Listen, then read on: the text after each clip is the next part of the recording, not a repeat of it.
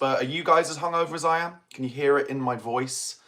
And with I'll go into the team lineups in a second, but with a lineup in midfield of the ilk that Thomas Frank has picked for Spurs tonight, I'm not really sure, realistically, that my hangover is going to get any better anytime soon. But let's see what happens. It's a joy to be back. And I'm, as usual, on BigUp, but also streaming today on YouTube as well. And if you haven't already, you can play the predictions game on BigUp. And if you enter it, you get 500 big bucks for free anyway. So it's basically a free entry. And with that, you can win big money. Also, don't forget, if you come and join me on BigUp, you can talk to me at halftime or full time by going to the stage. So join me on BigUp. Details on YouTube are in the description box below. But let's get going with the team news. And to say that it's stodgy would be an understatement. Vicario, Porro, Spence, Van de Ven and Romero, as usual, the back five. And he's brought back Bentancur and Polina together, who haven't played together since Arsenal, when we got absolutely steamrolled. So Bentancur and Polina with Archie Gray. So basically 3 defensive midfielders for Spurs away at Brentford. And then Odebear comes in, Kudus on the right. So Odebear will play on the left. And Richarlison up front. Kolo Muani not playing at all. And I personally think we should be playing Kolo Muani up front at the moment. I know everyone says that Richarlison had a good game against Palace, but I don't know. I just prefer Kolo Muani. On the bench, Kinski and Austin, 2 goalkeepers, rather than promoting, the likes of Luca Williams-Barnett, which has upset some people on social media. Dragoshin, Danso, Tell, Kolo Muani, Davies, Scarlett, and Oluseyi. So we're a little bit light on the bench. Of course, we're missing Xavi Simons, amongst other people. In the chat, Bill Beebe says, Happy New Year, Spurs fans. And this is a must-win if we are to finish top 6, in my opinion. Tom Bowder says, yep, a win would see us 7th, I think. But as ever, it's the hope that kills you. Yeah, it absolutely is. Spurs Ratnick says, Happy New Year, Barnaby. God help us to make this year a better one for Spurs. And Tom Bowder says, 2 goalies on the bench. Yeah, exactly. It feels like it's going to be a long night. If we're looking for positives, we did outplay Brentford at White Hart Lane just about a month ago. But I don't remember that being a particularly enjoyable game to watch. But I'm going to talk to you guys a little bit about some, as Thomas Frank goes onto the pitch to applaud all the Brentford fans. He's giving applause to all 4 sides. Let's see what the reaction's like. This is his chance. Yeah, he's getting a nice round of applause from the Brentford fans. But here are my New Year's resolutions. So those of you who follow me regularly on BigUp for all these watch-alongs, I have to admit, dropped off the last 2 games because Tottenham have been so unwatchable. But this is my New Year's resolution. I'm not going to storm off when Tottenham are inevitably unwatchable again. I'm going to stick with it, and I will be doing, post-match reactions both on BigUp and on YouTube, and all the way through half-time as well. So do get involved. And yeah, once again, guys, on BigUp, if you join me on BigUp, bigup.com/the Spurred On podcast, you can talk to me at halftime or full time as well. So if you're on YouTube and you want to talk to me on video, come and join BigUp. All the details of how are in the description box below. Prima Italia has asked me if I can turn my phone horizontal. I actually don't think I can. You can do before, but not during on mobile. So it's going to stay vertical, I'm afraid. And PT Super Steve says it's not a horizontal live. That's right, it's a vertical live. So I'm sorry if you're not enjoying that, Prima Italia, but maybe next time I'll try it horizontal, if that's what you prefer. So they're just going through the lineups. Spurs in their yellow kit today. We have got the best away record in the Premier League. So on that front, that's good, isn't it? But they're just showing that midfield now. Bentancur, Polina and Archie Gray. I mean, I'm looking forward to seeing Archie Gray in the advanced 10, because he will get beyond the strikers, that's for sure. Prima Italia asks, what do you think of Johnson leaving? Thanks for your comment, appreciate that, mate.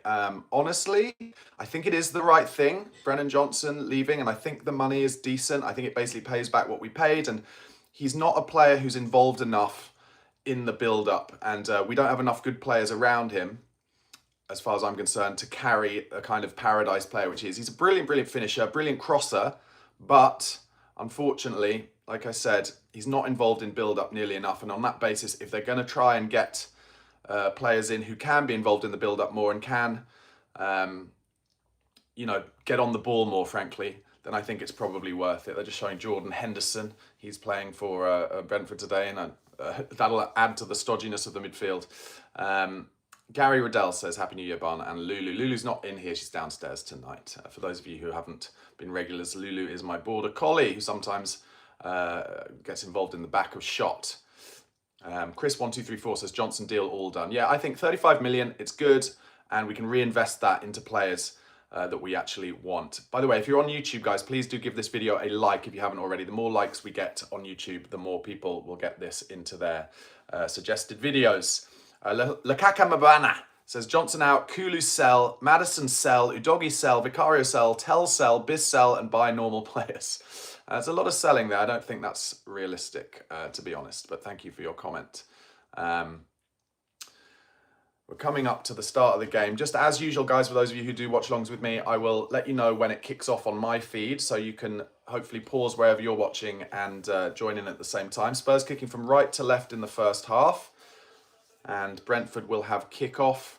I always do feel that games at places like the G-Tech in the night are harder to deal with. So that might give Brentford, like under the lights, a little bit of extra oomph. But we're about to kick off. And yeah, please do press that like button if you haven't already on YouTube. And like I said, come and join me on Big Up and we can talk half time. I won't be in the comments that much during the first half because I think I'll probably be on a bit of a delay. And you'll be telling me when it's a goal before I see it, which I don't like. So I'll be trying to keep away from the comments a little bit. But we've kicked off. There we go. And Brentford with the big volley up and under over the top of Pedro Porro, who clears it first time. Benteke gets a touch on. Odebear gets a little touch round the corner, but Brentford get it back with their right back. And they're looking to start really quickly here, Brentford. Oh, and a lovely back heel down the line, but Odebear works really hard to help Jed Spence out there. Spence trying to drive down the line. Brentford whack it out of play. Ed Elfan says, Happy New Year, Coys from Hamburg. And Prima Italia asked, did Frank say when Solanke is coming back? He's been absent for too long. He hasn't said anything as far as I'm aware, no. But I think we did see, didn't we? We saw Dominic Solanke in training on the grass. He wrote a little comment, didn't he, saying, I'm alive. Anyway, it's a throw-in. Jed Spence taking some time over this one, looking for runners. Hasn't got any. Still looking for runners. He's had about a minute here, and in the end he has to go long down the line towards Odebear, but Brentford get ahead on it. Palhinha heads it on. It's an ugly game so far. What a surprise. And now Kudus comes narrow and knocks one over the top for Richarlison to chase down the channel. Brentford whack it clear. There's going to be a lot of whacking it clear in this game, I predict. Benteke tries to put his foot on the ball, but then takes a heavy touch. And now he's surrounded by three Brentford players. Does really well with a little Cruyff turn. And then, that is so Benteke. Did really well with a little Cruyff turn to keep the ball. And then just passed it to nobody. Absolutely nobody. But there you go. That's what happens with Rodrigo Benteke. Pretty regularly. Does the hard bit, not the easy bit. I think at Spurs at the moment got quite a lot of players like that. I'm also, this is the other thing, guys, another New Year's resolution. I'm going to try and be more positive. I know I've been talking about how stodgy this midfield is going to be, but I'm going to try and be more positive because I watched the highlights reel yesterday of Spurs' run to winning the Europa League. And what I really noticed was how in every goal we scored, pretty much in the entire run, certainly in the last few, knockout games, James Maddison was involved in like pretty much all of the goals and coming to get the ball deep and getting on the ball. And that's what we miss so badly. Maybe I've underestimated how much we've missed Madders. So I'm going to try and be a bit more positive as Romero clears the ball into midfield. Lovely flick round the corner from Archie Gray and a bit of space for Odebear. Lays it out to Spence and Odebear's gone for the return ball. Give it, and he does. And Odebear's now got a bit of space down the left. He's got two defenders coming to him. He's got to give it inside and he does. Archie Gray's in a great position. Great position. Oh, tries to bend it into the far corner. It's blocked by Brentford. Palhinha does well to keep the ball. That was great stuff from Odebear and Archie Gray. Kudus now tries the cross. Goes straight into Kelleher.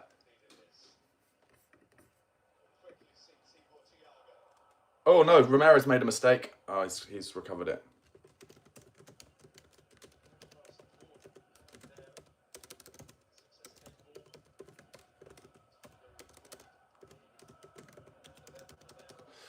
Spurs with Porro down the right, tries to play it down the line, but he gets blocked, so he goes back to Romero's given a horrible pass to Vicario there, and his clearance isn't great, but Porro gets a head on it, and Odebear's finding some good space in the number 10 and actually tried to flick it around the corner to Kudus there.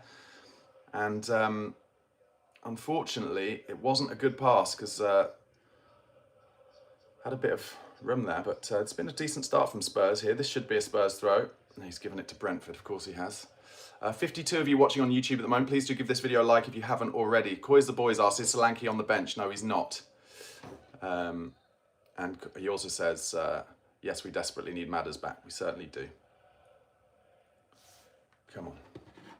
I haven't hated this start from Spurs. He's allowing Odegaard to come narrow quite regularly, which Brentford haven't picked up quite yet. Brentford go with a long throw down the line. It's a massive throw. Oh, and it flicks off Van der Ven's head. That could be a corner, you know. Yeah, it is a corner. I actually really don't like it when opposition teams get corners when they really shouldn't be, like from kind of strange situations. Feels like, you know, feels like some pretty regularly it can end up in a goal. But anyway, there are the stats. Goals from corners this season in the Premier League, none for Brentford. I mean, talk about jinxing it. Talk about jinxing it. Only Tottenham. Dr. Tottenham will see you now. Anyway, like I said, I'm going to try and remain positive.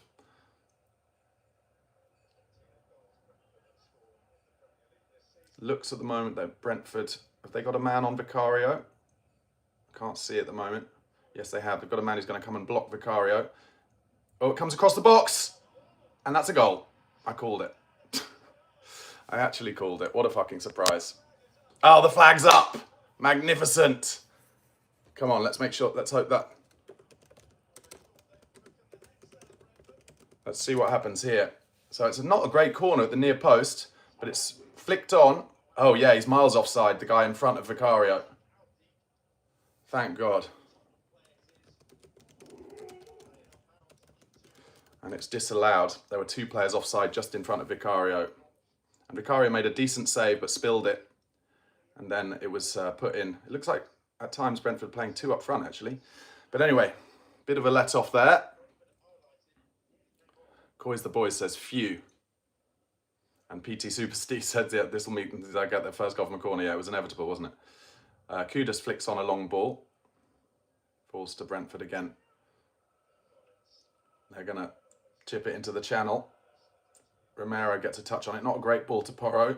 He plays it well back to Vicario, who clears it first time. And a decent kick upfield up towards Rishi, who is beaten when trying to hold it up, as he often is. Good tackle there from Pedro Porro. Falls to Bentancur. Gives it to Odegaard. A horrible pass. But Odegaard does really well, actually. Lovely little flick from Bentancur, and then Odegaard. Oh, he's gone down a bit injured there, Odegaard. It did look like a foul to me, and I think the ref finally has called it for a foul on Wilson Odegaard. He actually had to go down there, Odegaard, to show the ref that it was a foul. The Cockrell 86 says, Dr. Tottenham warming up. Exactly. Kieran Proper says, hoping for a good beginning to the year for Spurs. We'll have to hop off because my stream is 2 minutes behind, it seems. Yeah, apologies for the delay, guys. Let me see if I can find a stream that's a little closer to it. No, that's as good as I can get, I'm afraid. But yeah, love it. Once again, guys, if you're watching on YouTube, do join me on BigUp, where you can play the predictions game to win money. And also, you can talk to me on video call through BigUp at half-time and full-time. Details of how are in the description box below. But it's bigup.com/the Spurred On podcast. Come and join my community there for live watch-alongs. And to talk to me on video call about this game at half-time or full-time. Pedro Porro is still standing over this free kick. Tottenham taking their time over every set piece at the moment. Okay, he now dinks it to the far post. Richarlison's challenging for it. He gets a first header on it. Bentancur climbs. Oh, and it just goes through to Kelleher. I like Kelleher as a keeper. I have to say, I wasn't up for spying him when he left Liverpool, but he's impressed me. He's got good calmness, I think, Kelleher. Anyway, Brentford trying to play out from the back here. Rishi working hard, but no one else really on the press. And as a result, they get it out to their left-hand side. Put their foot on the ball. Yeah, so it looks really like Gray and Odegaard are kind of at times playing in two narrow 10s behind Richarlison. Brentford still just playing it around inside their box.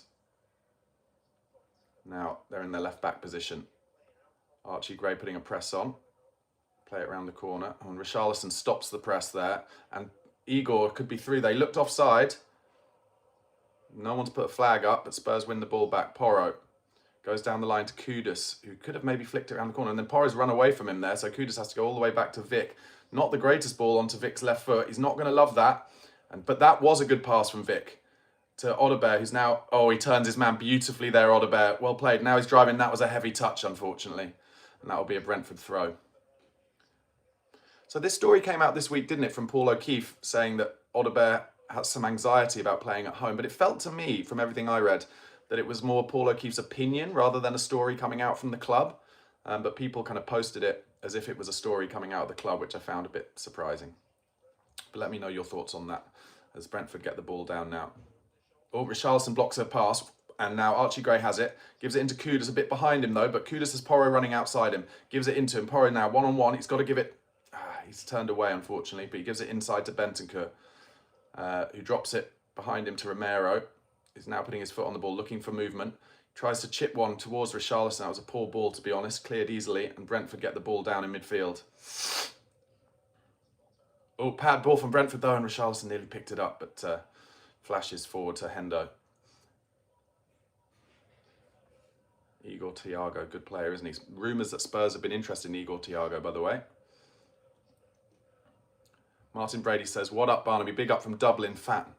Come on, you Spurs. Hello, mate. Thanks so much for your comment. Appreciate it. Kelleher, again, calm on the ball, just lulling Richarlison in and then able to play it around him. And now the big centre-half is looking to drop one over the top, probably, but maybe he'll go out to the right back. No, comes inside central midfield.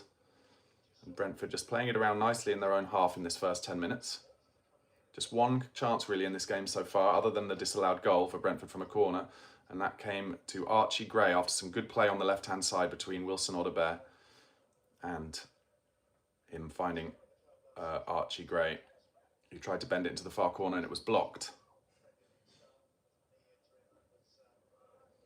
And now Brentford try and drop one over Porro again. He brings it down on his chest and then tries a ball over the top, straight through to Kelleher. No real neat reason for Porro to try a paradise ball there, to be honest. Spurs trying to put a press on, but as ever with Spurs, it never feels like the press is really pressurising that much. But that time we have won it back. Comes to Bentancur, slips it into Richarlison in the box, gets the left foot cross in. Oh, and it goes past everyone. And Brentford reach it first. And Sharda's down the left. He gives it into Igor Thiago, who drops it off first time. They've got runners coming forward. Someone's gone down off the ball for Brentford. Polinia's been beaten in midfield. Kudus working hard. But Brentford find it through to Thiago, and they're coming at us now through the middle. Good tackle on the edge, though, and it falls to Jed Spence. Can he give... He keeps the ball then, gives it easy to Polinia, drops it back to Van der Ven, who goes to Vicario. Can he... Sharda is still down for Brentford. See what happens off the ball here. It's just Romero with his hands on his chest. There's nothing there. Absolutely nothing there. I think Brentford trying to get Romero booked early on. Sharda claiming he pushed him in the face there. I don't think so. It was in his chest. So 11 minutes gone. I've only made 2 notes in the first 10 minutes. Great work from Odebear for the Gray shot. And then the goal that Brentford scored from a corner that was disallowed.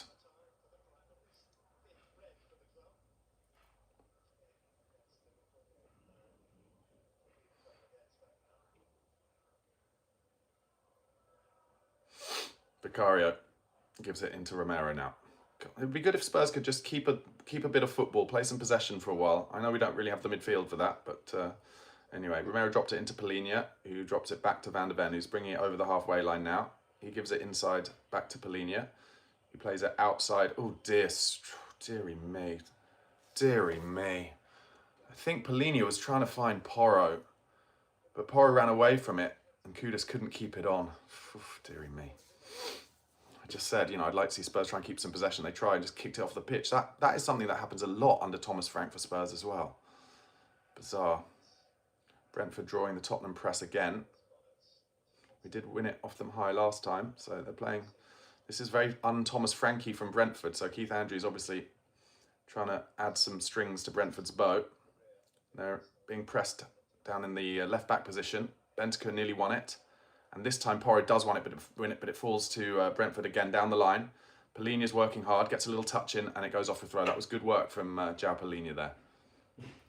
Throw into Brentford. They take it quickly. Kudus working hard. Polinia with another great slide tackle. And now Brentford have won a throw, although the Tottenham players thought it was a Spurs throw. Seemed like we'd won the ball back there, Spurs, but didn't happen.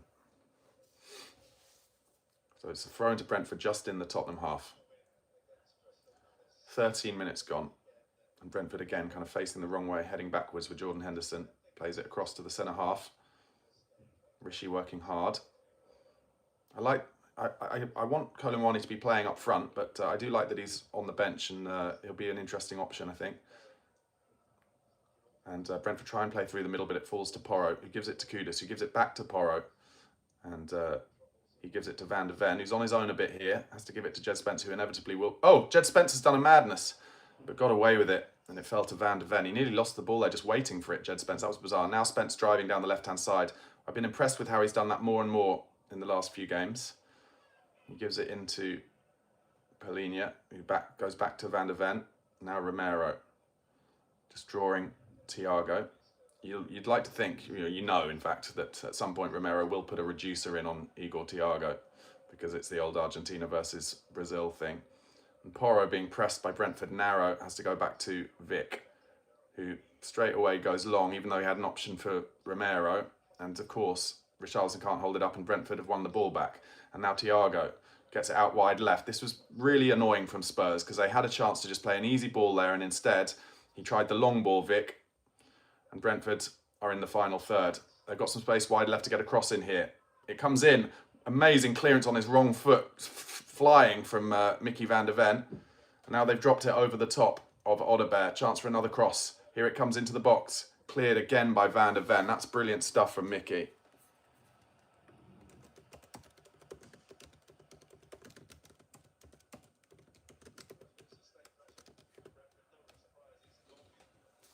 Brentford have the ball again. Spurs utterly unable to keep the football in this game so far. But something tells me that is kind of Thomas Frank's, that's his decision. He kind of wants Brentford to have the ball, I think, similar to what happened at Crystal Palace, on the basis that he thinks that, they really want to be a team who don't have the ball. Thiago's not able to hold that one up. So do you see what I mean? Basically, Brentford are a team who want to hit on the transition, just like Crystal Palace. And as a result, Thomas Frank has, I think, told his team, let them have the ball. Let them kind of get so comfortable on the ball and feel it. And then you hit them on the transition. They won't know how to deal with that. I have to say, I watched the Crystal Palace game in a pub near my mum's house in Woking. And it was just one of the worst games of football I've ever had to witness in terms of performances from Spurs. We were very lucky to nick it. But it looks like that's what Thomas Frank's going for again, as Mickey van der Ven hits a massive goal kick up towards Kudus. Tries to bring it down. It doesn't manage it. And that's a throw into Brentford. So the reason I'm telling you that is because, for me, I guess I have to learn under Thomas Frank to be less frustrated when Spurs don't play any possession football, because he doesn't want them to. But I want them to. I'm a Tottenham fan. You're brought up as a Tottenham fan to enjoy good football on the ball. But that under Thomas Frank is just not what we're going to get. And I just have to deal with that, I guess. Thiago down the left. Played it around the corner, but Romero goes back to Vicario, who kicks it long again. Crazy gang stuff. Archie Gray with a good flick on. Richarlison gets the next ball and tries to lob it over the top to Odegaard. Will he get the first? Beautiful touch from Odegaard. And he's beaten his man on the outside. He's into the box. Brilliant stuff from Odegaard. Defender coming across, and the defender does really well. But that was beautiful stuff from Odegaard. Really good. Now Kudus down the left-hand side. Found by Porro. Comes inside, Kudus, bit of a heavy touch, but he keeps the ball, gets away from a couple of players, and then turns again when he could have probably given it easy, but now he does drop it off. And Odegaard again now on the left-hand side, fronting up his fullback. He's got help as well, so he goes back to Jed Spence. And now Tottenham knocking it about. Van der Ven, Romero. Goes between the lines into Kudus, turns it round the corner to Archie Gray, but just ran into a lot of bodies there. But Brentford, with a heavy touch, only find Bentancur, who drops it off to Porro, who's got his hand up saying, kind of calm it down. And by doing that, what he's done is drawn 3 Brentford players onto him, but he gives it to Romero and gets it back. And he's asking for runners, rightly so. And Spurs, no movement. It comes to Vicario, gives a pretty horrible ball to Van der Ven as he's being pressed. Van der Ven beats his man, of course he does, and finds a good ball out to Wilson Odegaard. First touch is decent, goes back to Jed Spence. Brentford working hard off the ball here, as you'd expect, really. Comes to Polinia, looking for movement, looking for runners. Nothing coming, so he has to turn 3 times and eventually finds it to Van de Ven, who gives it to Bentancur, goes round the corner to Polinia. Actually took it on the half turn there. That might be the first time I've ever seen him do that for Spurs. And Spurs keep the ball, but Brentford pressing Spurs all the way backwards, and now Vicario touches it onto his left foot to try and clear it, and once again Richarlison unable to hold up the ball, which is my big problem with him, and Brentford are now in down the channel with Igor Thiago. Romero's following him to the byline, and Romero gets a touch on the ball, clears it off, and then Thiago gives a little couple of touches into Romero, and there's that Brazil versus Argentina thing. Romero's trying to wind him up already. Love that. 18 minutes gone, and the co-commentator saying, yeah, you'll see more of that over the next 60 minutes or so. Anyway, Brentford have taken it, and they've got a free cross here. No one changing it. Richarlison does well to clear it. Now a volley from outside the box. I think it's Rico Henry, maybe. And that goes off for a throw-in to Brentford. And this will be their first long throw of the day, and they've got the master, haven't they, of the long throw. They've scored 9 goals from long throws this season. It's Coyote. It's the most in the Premier League. Oh, sorry, since the start of last season, 9. The next highest is 4 from Crystal Palace. So, and we've already conceded a disallowed goal in this game from a corner, and straight away Brentford players, Jordan Henderson pushing over or getting in a scrap. Oh, it's Aya, sorry, not Henderson, with Bentancur as they try and get in the way of Vicario coming to try and claim this long throw. Referee getting involved, of course.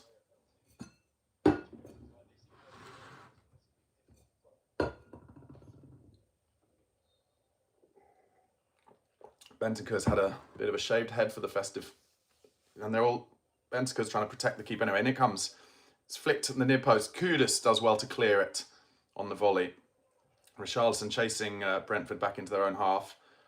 And they go back to Kelleher, who's took up a good position there. And he lobs it up over the top of Jed Spence in the right back position. Spence gets his head on it. Polinia does well with the second ball. Falls to Odebear, poor touch from him. They try and flick it, but Polinia does well. I think it's Polinia who knocks it to Porro, who's in the left-back position for now, and he plays a decent ball there into the channel under pressure, and Richarlison chases it all the way back to Kelleher. Very good distributor, Kelleher. Been impressed with him. And then Brentford play a ball across their own box. That back in the 80s and 90s when I was growing up, you couldn't, you'd be absolutely bollocked if you played a ball across your own box, but these days it's absolutely fine. Van de Ven clears it, gives it to Bentancur, who's under a lot of pressure here, and he goes back to Vicario on his left foot. Terrible clearance straight to the Brentford man in midfield. God, for somebody so bad on his left foot, Vicario does clear it a lot with his left foot. Crossing from Brentford all the way over everything and goes out for a goal kick. See what people are saying in the chat. Sligo Spurs says, big up Barnaby. Thank you, mate. Appreciate it. 86 of you on YouTube now. Thank you so much for watching. Do give the video a like, the live a like if you haven't already. And come and join me on BigUp. Details of how are in the description box below, and you can talk to me at half-time and full-time on video call on BigUp. So go to bigup.com/the Spurred On podcast and come and talk to me about this game at half-time and full-time. At the moment, it's 21 minutes gone. It's a scrappy, bitty game, as you'd expect, especially with Frank Ball, but also with this team he's picked. But Tottenham have, they've got through the first 20 minutes, quietened the crowd a bit. Vicario with the long ball. Brentford eventually clear it out for a throw-in. The body language of Tottenham's players, I have to say, is a bit like, it's like this. Ugh. And, that just gives me the impression, I've been saying it for a long time, that I don't think they love this style of football, basically. But there you go. Anyway, Jed Spence with the throw-in, goes narrow. And it's a bit of a hospital ball back from Polinia, but it goes off the pitch for another Tottenham throw on the left-hand side. And it'll be Jed Spence again. We're just inside Spurs' own half, and the ref's asking him to hurry it up. But Spurs have been taking absolutely ages over all their set pieces so far. Anyway, he throws it straight to Brentford. Tottenham are terrible with their throw-ins, I think. But anyway, like I said, trying to be more positive for 2026, lads. Spence throws it quick, gets a horrible ball back, chips into midfield. Archie Gray chips it on, but Brentford win it back. And actually do really well to get round the corner in behind Jed Spence. And then a ball into the channel for Thiago from Henderson was well blocked by Mickey van der Ven on the slide. Brentford taking their throw-ins as quickly as they can, and now have the ball in their back four again. I think Brentford's possession stats will probably be a lot higher than Spurs because they're doing a lot of this keeping the ball in the back four. Now Kelleher goes long over the top of Porro, which is something that a lot of teams we play try and do. Sharda chasing him, but Porro gets his body in the way, and it's a Spurs throw. And Sharda pushes Porro over, but then helps him up. Pedro Porro's been getting a lot of grief from Spurs fans in the last few weeks, hasn't he? I don't think he's been great, but I don't kind of agree with everyone that he's been terrible. Do you know, the more I think about it, as he throws it to Pellegrini, who clears it on the volley, Archie Gray uses his body okay. Richarlison finds Kudus. Brentford's press is really impressive. They're winning it off Spurs very quickly every time they have the ball. Now they're knocking some nice stuff around. They could be in down the left here, but they've turned away. With Luka Vuskovic and Kevin Danso, obviously Vuskovic next year, Kevin Danso, Takai, obviously.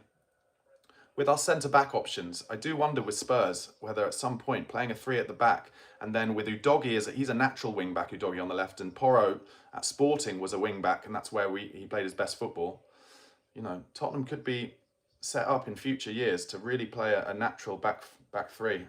A good 1-2, and Brentford are in down the right here. Bentancur working hard to try and get to the cross, but he can't, and Van der Ven clears it well. Comes to Jed Spence, and the counter-press is on straight away from Brentford, and Spence plays it into Bentancur, who does okay actually, and Odegaard takes it on the turn. And then he was just hit off the ball, but the ref brings it back for a foul. Been impressed so far with Brentford's counter-pressing.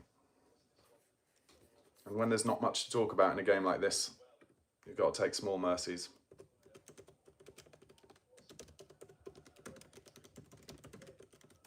Basically every time Spurs get the ball, Brentford have 3 or 4 players around them straight away, and that's why we keep losing it. In midfield, anyway.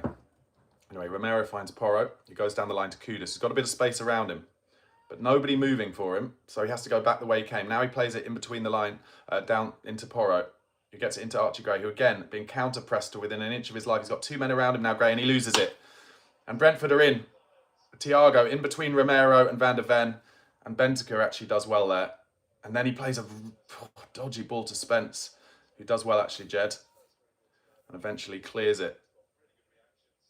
Archie Gray tries to flick it on but loses it, and Brentford, again, winning every second ball at the moment. Richarlison gets a foot in, and that drops to Pellegrini, but he loses the ball. But a foul has been given. I'm not sure about that one, and Brentford are livid about it. It was Janelt who fouled him. Henderson shouting at the referee. Coy's the boy says we need to spend big this month. Yeah, that's an understatement.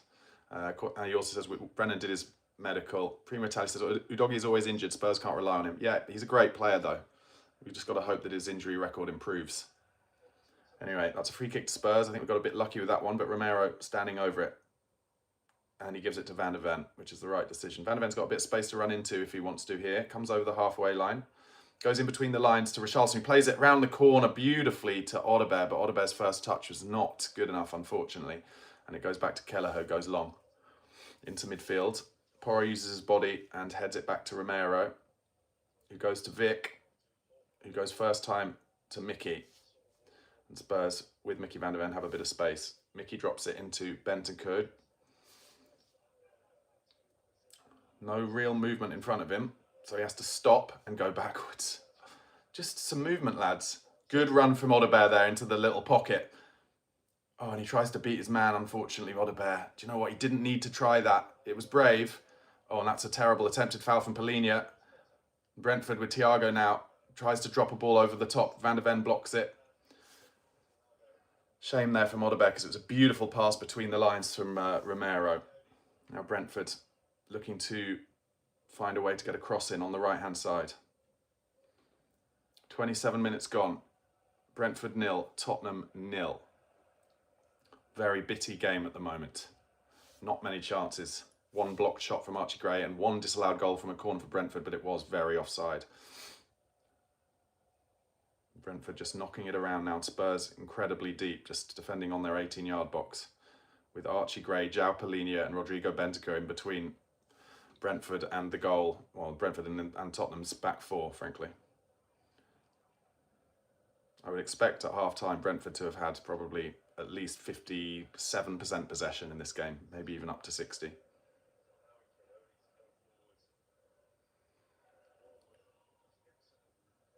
Brentford just around the halfway line now. I'm just playing some little triangles. Now come to the right back position.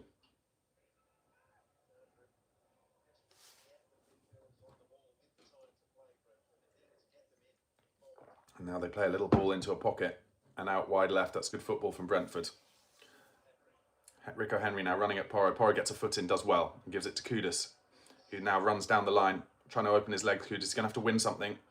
No, he doesn't. He loses the ball. He's just running into trouble there, Mohamed Kudus, unfortunately. And Brentford come down the left.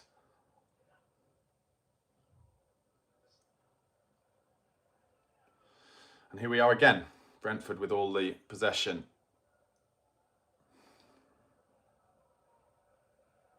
I'm trying to be more positive. This is what Tottenham want. This is what Thomas Frank wants. He wants the opposition, Brentford. He wants them to have all the possession. But the thing for me is, we just had a transition opportunity there with Kudus. And I think if you're playing this, counter-attacking game, you have to coach it so that there are lots of options. As soon as a transition is on, they've got to have the pace to kind of really hurt the opposition. And there's been none of that so far, really. Coyote runs Hotspur there. Archie Gray's not been in this game at all. He's just doing doggy runs, back and forth, as Brentford knock it around Spurs. Comes back to Kelleher, who goes short again. Brentford always have options. Tottenham's press is not good. It's not good. Now Brentford coming down the right-hand side. Spence gets a block on a pass. And then Brentford find a pass into central midfield. And then they try a bizarre crossfield ball or kind of diag out to the left-hand side. Goes straight off the pitch. Ugly, ugly stuff. Paul Brady says, bring back Aussie Ardiles. Red1666 says, what am I even watching? And Chris Prettyjohn says, what is it about Kudus? Always trying to beat everyone. Yeah, I think, well, to be honest, in answer to that, I think he doesn't trust his teammates.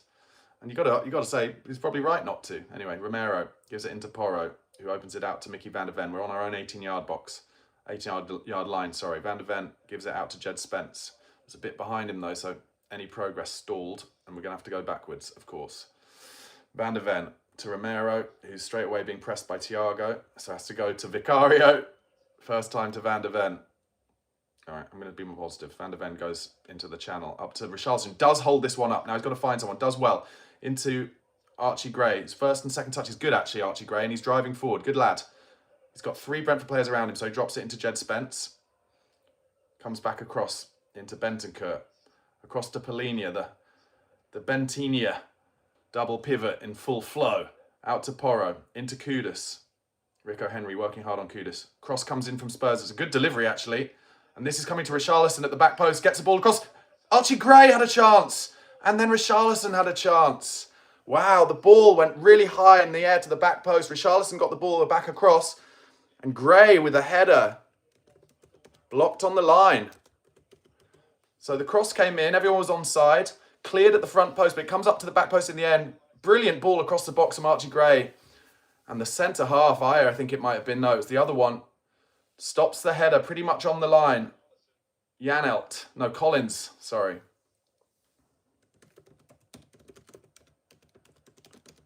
Well played Richarlison, to be fair.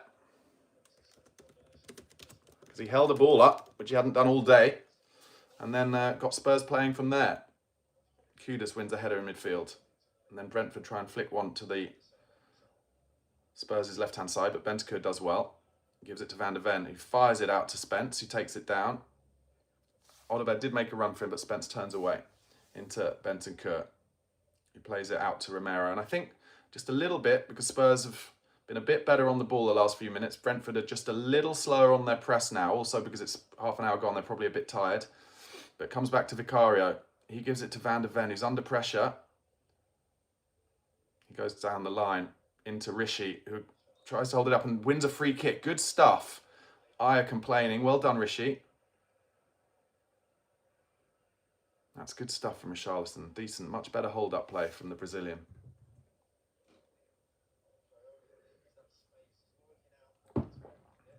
And Richarlison having some verbals with Aya.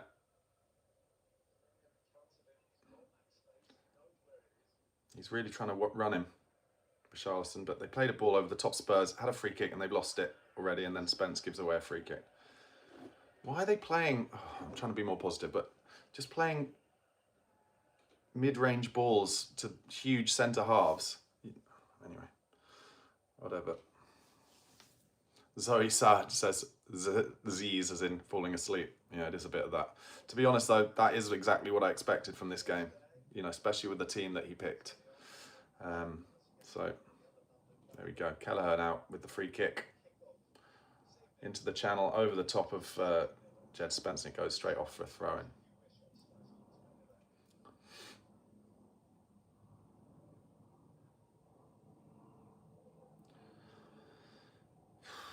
Go down the line with this Jed.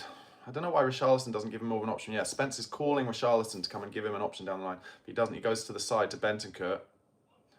And then back to Van der Ven, who absolutely shanks a clearance straight off the pitch. Very un-Mickey-like. But the ball was probably had a little bit too much on it. And actually, you can see why Van der Ven's annoyed, because that gives Coyote a chance to get a long throw in the box potentially. Even though it's halfway inside the Spurs half. But that's how good his long throw is. Coyote just lingering up, lining up for a long throw here. And Spurs are really deep. They're on their own 6-yard line. Jesus, and it comes all the way. And what incredible long throw. Spurs win the first one, but there's a shot on the edge of the box. Rosed. And Spurs have to be careful there because it was a volley, but sliding out, putting pressure on him. It was Yarmulke who had the shot. Yarmulke. I don't know who it was sliding out to put the pressure on him, but if they'd made contact with him after the shot, that might have been a penalty. Anyway, 34 minutes gone of this utter dross fest. But that's what watching Tottenham is these days. It's what Thomas Frank wants it to be. Dross fest, dross fest. If you're watching on YouTube, thanks so much for your support. Do give this video a like if you haven't already.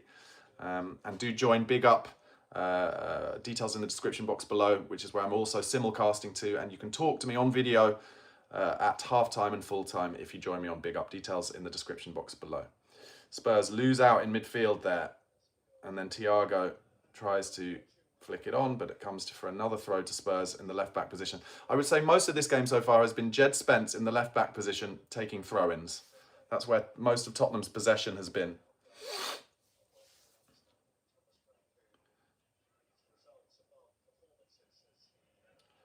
And most of that time, Spence has been doing it. He's just been wasting time with the ball in his hands. Eventually, he goes down the line. Richarlison loses out. And then it's flicked on down the line, and Tottenham will have yet another throw in the left-back position. 36 minutes gone. It's like watching paint dry. Oh, and they're showing Thomas Frank's notepad. Got a long lens on it.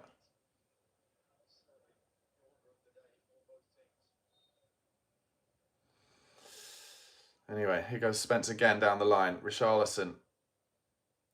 Little Palhinha did well there, and Richarlison plays a beautiful ball out wide to Porro. He's got space to run into. Schade comes across, and so Porro has to turn back, but he didn't. He turns again and gives it to Kudus. He's in a dangerous position here. And goes back to Porro. Chance for a first-time cross. It looks good from Porro. Oh, good clearance at the front post. I think that was, I don't think it was Aya, it was Collins again. Really well defended, but good football from Richarlison.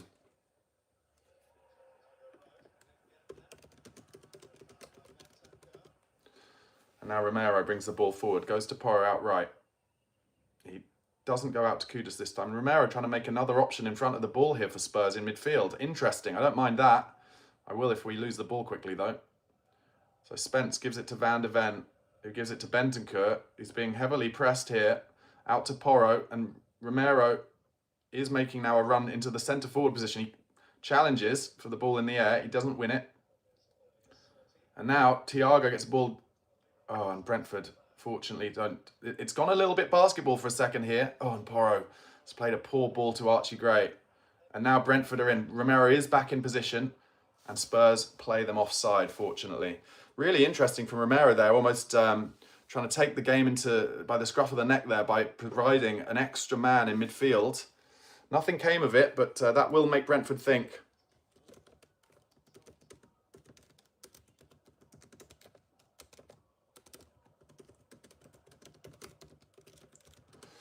38 minutes gone now. Romero to Bentancur, dropping in between the two centre-halves when we're on the ball. Gives it back to Romero now, who gives it back to Bentancur. Jed Spence's coming into an inverted position. Bentancur fired it at him, and now Bentancur under a little bit of pressure. Oh, good tackle there from Polinia. Wins the ball back in midfield. Brilliant. And gives it to Odeberg. He's got space to run into. Open your legs, pal. Open your legs. He slowed it down to let Brentford come back into it. And then he flicks it into Jed Spence. Chance for a cross. Good ball into Rishi. Oh, Rishi should have had a shot probably on the edge of the box, but tried to slip someone in and kicks it off the pitch, unfortunately.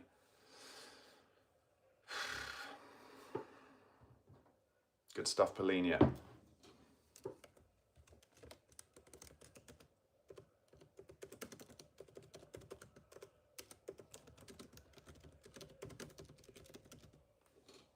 Kelleher now with the goal kick, going to go long.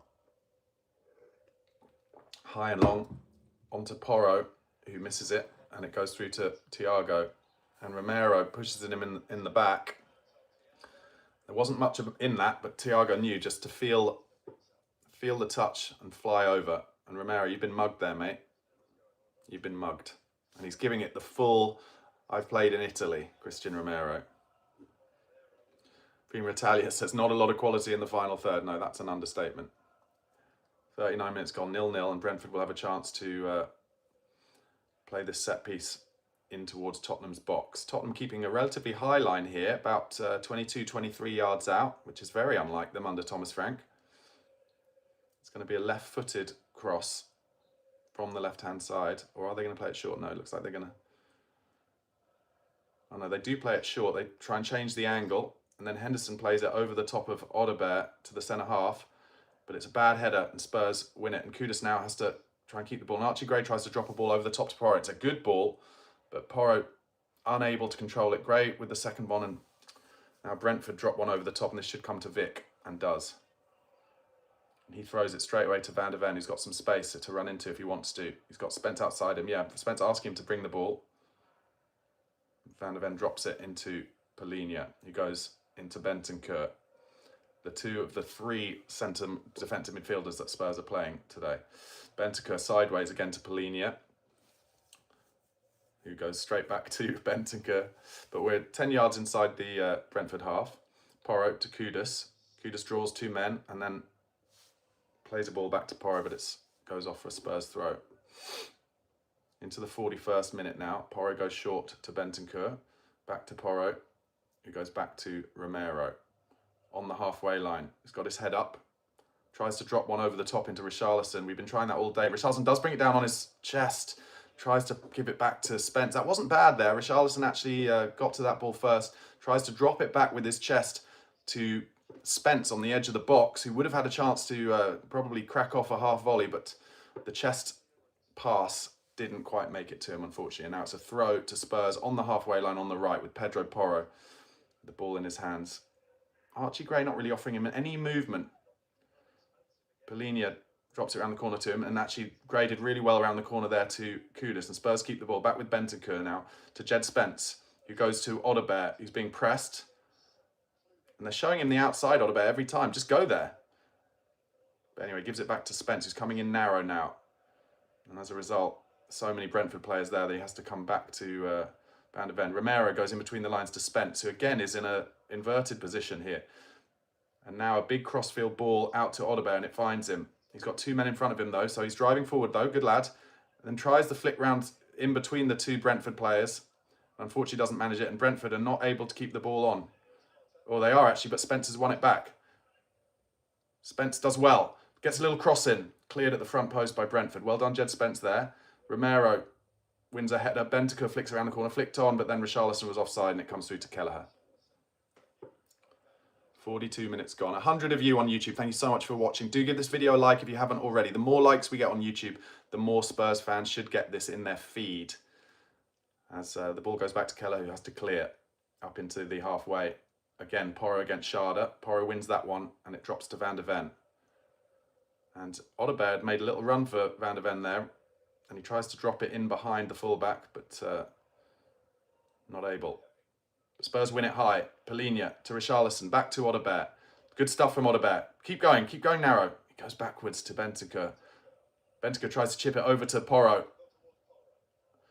Henry does well, and that will be a throw in to Spurs just by the corner flag. We don't have Bergvall or Danso on the pitch, do we? So no long throw, I wouldn't have thought, for Spurs today. Except Christian Romero is going over. I don't remember ever seeing a Christian Romero long throw. Do you? But here we go. We're going to see it. If I've forgotten, apologies. But this, for me, is the debut for Christian Romero's long throw. El Capitan. You'd probably rather him in there, wouldn't you? Challenging for a long throw. But anyway, it's just before half-time. It would be a golden time for Spurs to score. And it goes. It's a very short, long throw. Bentancur, chance on the edge of the box for Odegaard. Oh, it's blocked by his own man. I think it's blocked by Polinia. He got hold of it all right there, Odegaard. Frustrating.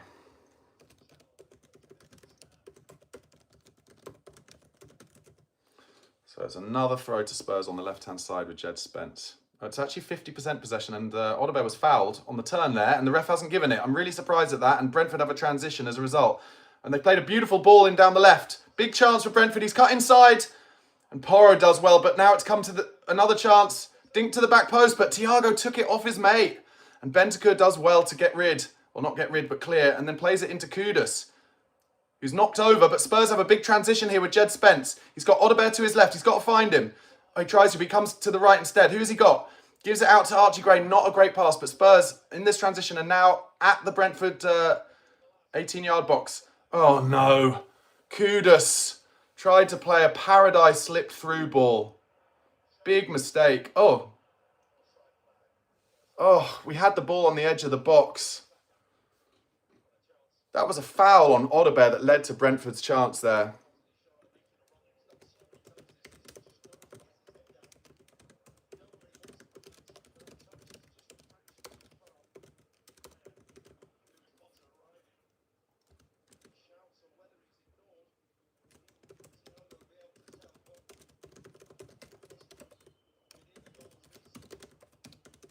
And Spurs got away with it in the end because actually a cross came over and Thiago tries to head it when he shouldn't. He should leave it. I think it's Lewis Potter coming in behind him. They might have scored, but I would like to think if they had scored there, it would come back because there was a foul on Odegaard when he was about to turn his man. And the referee absolutely bottled the decision, frankly. Anyway, Romero plays it into Kudus' feet. Kudus does hold this one up and then turns his man, but he's got two men around him, finds Porro, does well. Now Spurs have to find people quickly. They do keep the ball with Romero. He gives it to Bentancur, who then opens it out to Van de Ven, who I'm sure will have Odegaard wide. He doesn't go straight for Odegaard. He keeps his foot on the ball here, Van de Ven, and goes across to Porro in a slightly inverted position again. They block off his pass to his pass route out wide, and that is half-time as Thomas Frank goes down the tunnel. Very, very Thomas Frank ball performance. That's what I'm going to say. 0-0, and it's going to be a long half-time, lads, as well, because I've hardly really written any notes. But yes, not an enjoyable game, but we haven't conceded, and that's something. But people in the chat not desperately happy about it. Let's go through what people were saying in the chat during this game.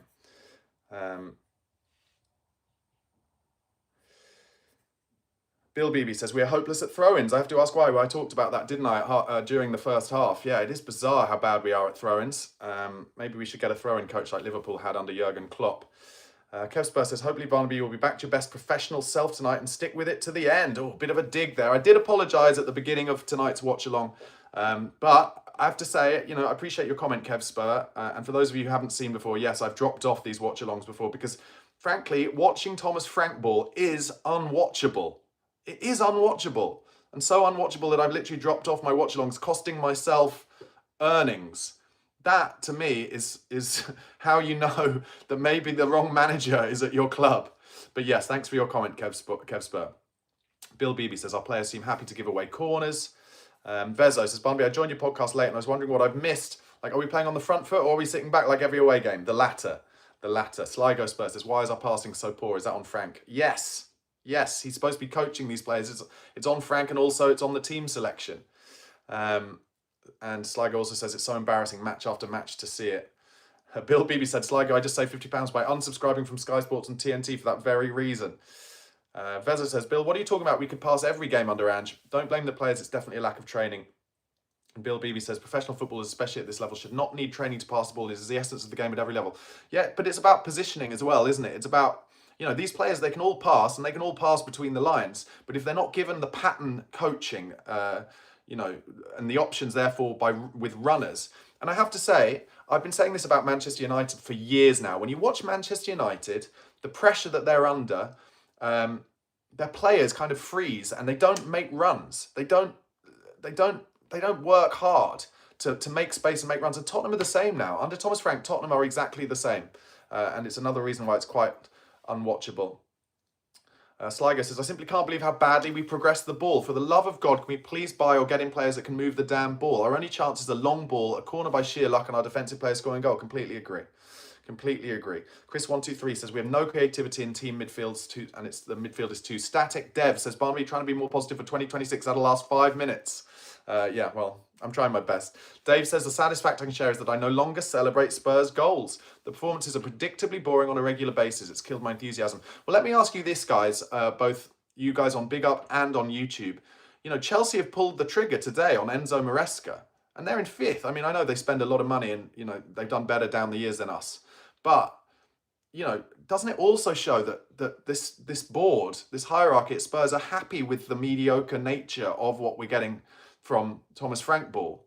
My guess is that Thomas Frank must be saying to them, the reason why the football is like this is the players that I have at my disposal. So buy me some players that can, get on the ball and pass it forward and keep the ball, and I'll play a different style. So if the board are sticking with him, then they must believe him. And as a result, surely, especially now that looks like that Brennan Johnson deal has gone through, so that £35 million will add to the £150 million war chest that apparently Spurs have to spend this January.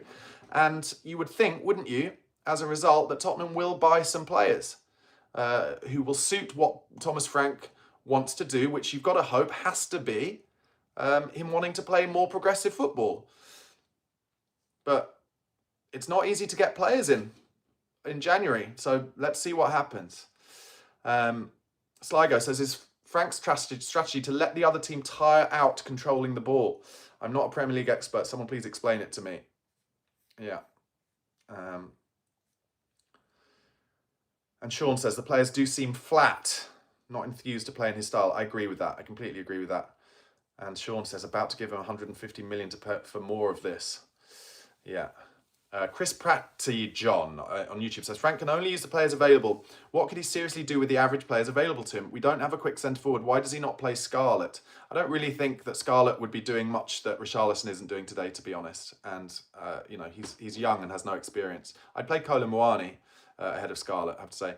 Ted says, they actually can't pass the ball, make space, and it means the need to move the ball, and they don't do that, so it's definitely on Frank. Nomad says the Chelsea board has ambition. That's a difference. Coy's the boy says, didn't you say that we've already bidded Barnaby? Who for, mate? Who for? And Red One says we need a goalkeeper, a left wing, a central attacking midfielder, and a striker. I think it's more maybe a defensive midfielder, like a quarterback. We need an Adam Wharton. EDM2758 says Frank would have primed Xavi and he'd still produce this rubbish. And SJ says Kolo Muani in, Kudus out. It is good, I guess, that we've got Kolo Muani on the bench. That could change things. I'll go through the notes, the very few notes that I've made on that first half. The game is panning out exactly how I expected, I'm afraid to say. There was some great work by Wilson Odobert, who's been quite bright in this game from the second minute. He found Archie Gray in the middle, who had a shot from 18 yards, but it was blocked. Brentford then scored a goal from a corner in the 4th minute, but had 2 men offside in front of Vicario, so it's disallowed.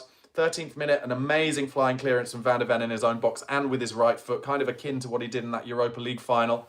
Good stuff. 16th minute, a great touch and run from Wilson Odobert. 24th minute, I've just made a note to say that the Brentford counter-press is really good.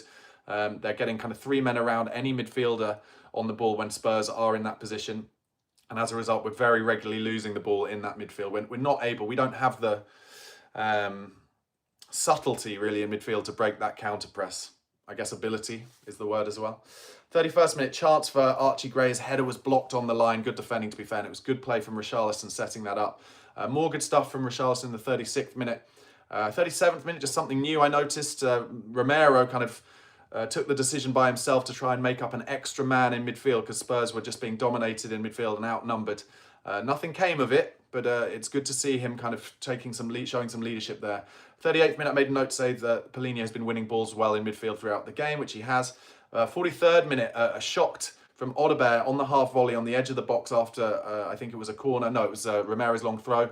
Came to him on the edge of the box. He got hold of it, okay, but it was blocked by his own man. I think it was Polini, unfortunately. And then 44th minute, chance for Brentford after there was a foul on Wilson Odobert in midfield, not given by the referee. Schade was nearly through. Porro got a foot in, and then a cross came in, and Thiago didn't know that he had, I think, Lewis Potter behind him. Thiago heads it, when actually Lewis Potter probably would have had a free head at goal, and Tottenham may well have been 1-0 down.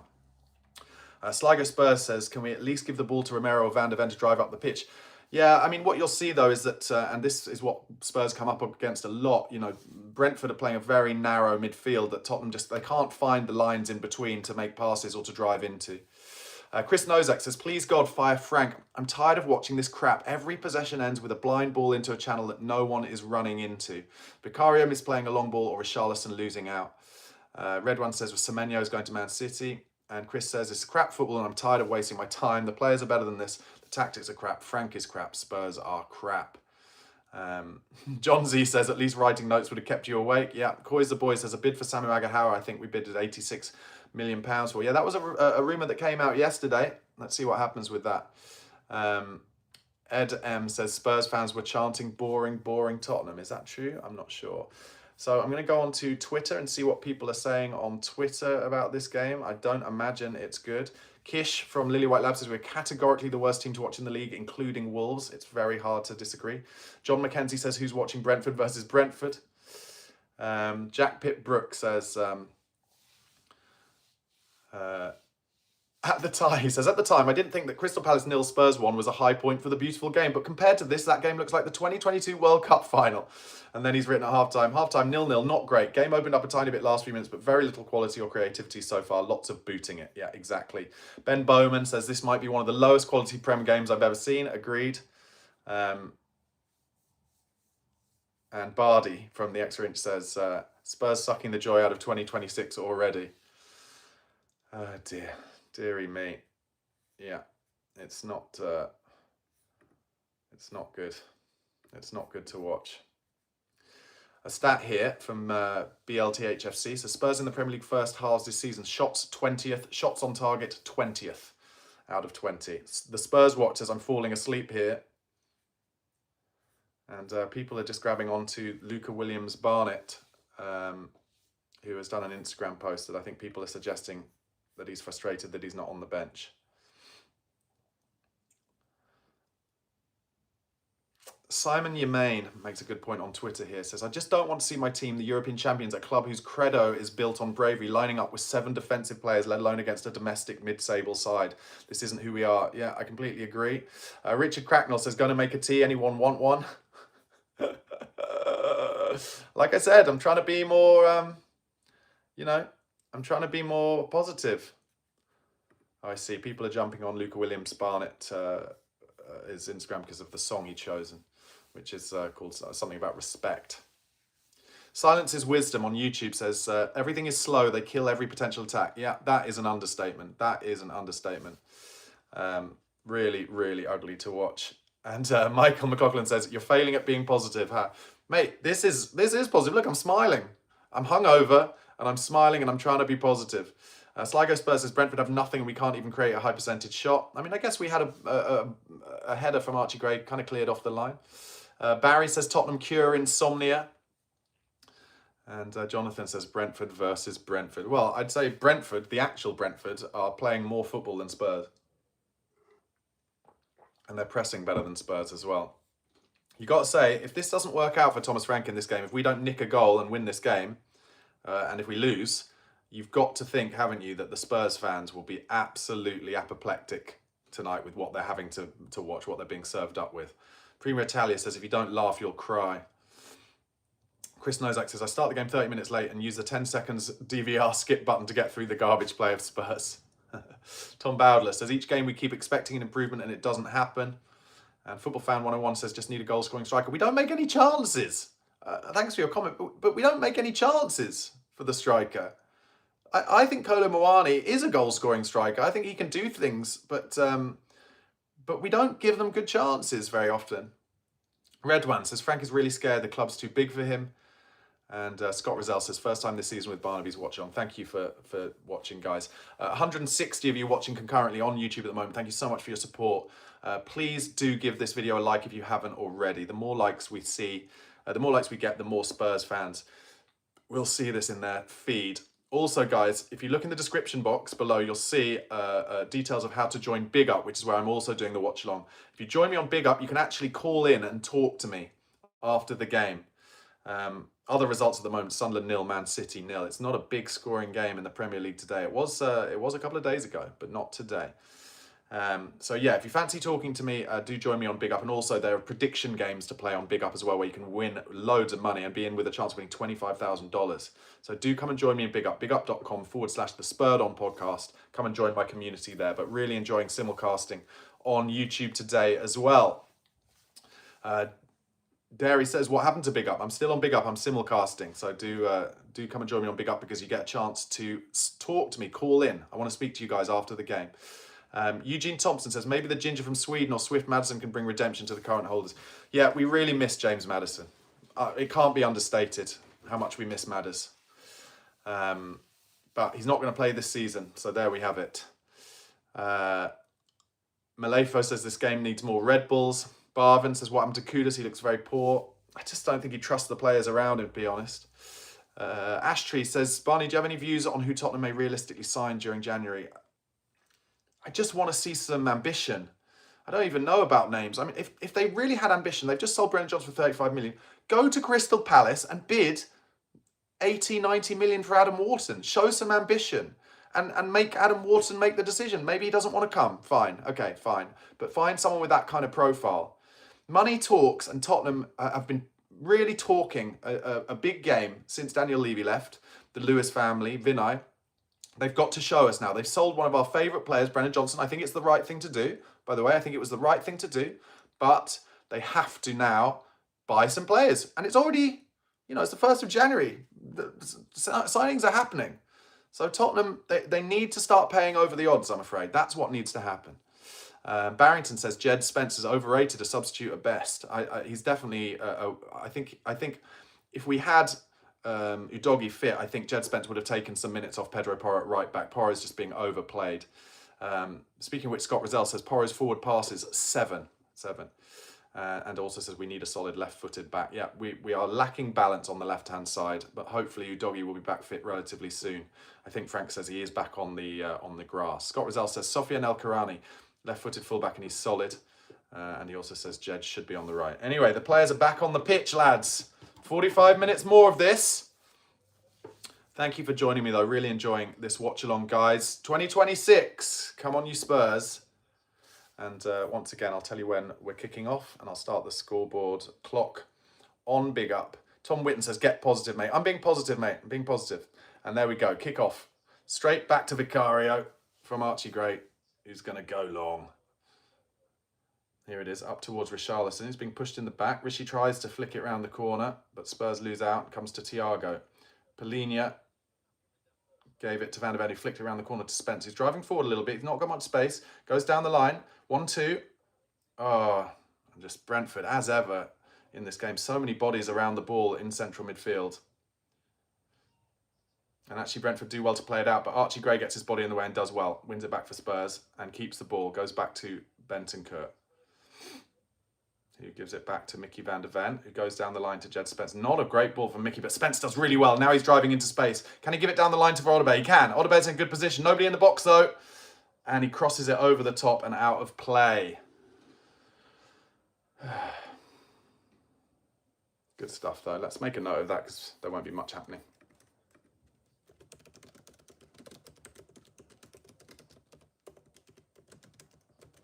Obviously, some rumours have come out in the last few days that Takai and Matisse Tell available for a loan move this January, potentially. What do you think about that? For me, with Tell, I don't want to see him going on loan to a foreign country. I think get him a Premier League loan move so he can really learn how to play with the intensity of this league. That's what I'd like to see, but only to somewhere where he's going to get minutes properly. Anyway, Brentford have the ball down the left now with Henry. Good player, by the way, I've always thought. And he beats his man. And Sharda now has it. And Polinia's come across. Sharda's at the byline. Polinia's still with him. Turns away. And Henry will get a cross in. It's high and coming up towards Vicario, who gets a punch on it. That wasn't a bad decision, actually, from Vic. Now another chance for a cross from Brentford. No, they pull it back. And Richarlison gets involved. They've still got it. They're at the byline now, Brentford. They're just looking for a crossing opportunity here. And Richarlison does well again, and he's fouled. Good play from Rishi. Really good defensive play.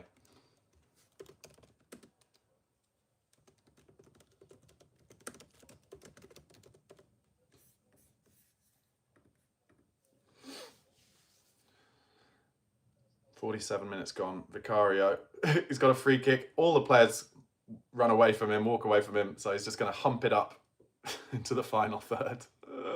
Crazy gang Tottenham. Crazy gang. There goes the long ball. Spurs lose the first one. Comes to Archie Gray, I think it was. Kudus tries to turn it around the corner. It was actually Polina with the first ball. Now, some head tennis. Romero wins one. Brentford try and clear it. Drops to Bentancur. Gives a pretty horrible ball into Odeberg. Gray helps him out. Good stuff from Odeberg around the corner, and Richarlison has it now. And he's knocked off the good stuff there. Richarlison wins a free kick in a pretty dangerous area.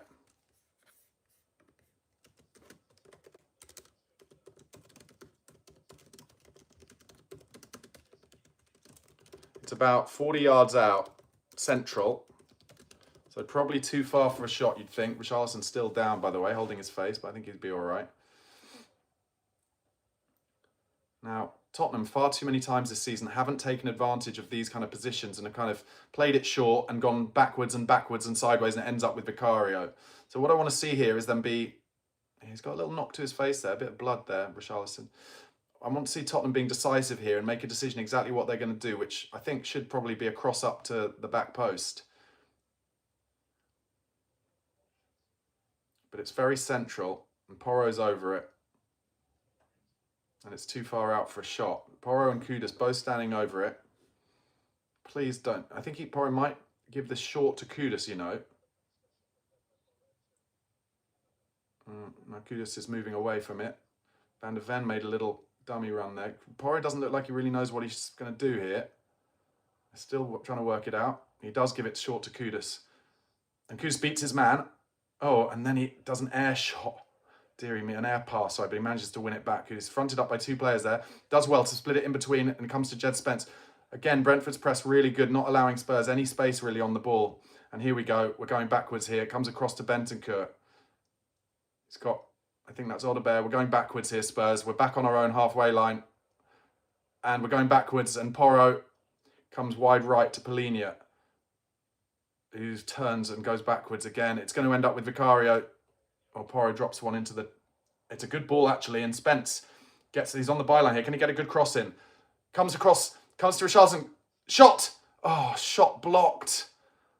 Good stuff, though. And Brentford win it. But Spurs win it back. Porro with a good ball into Kudus. Has a dig! Good effort, Kudus. Why not?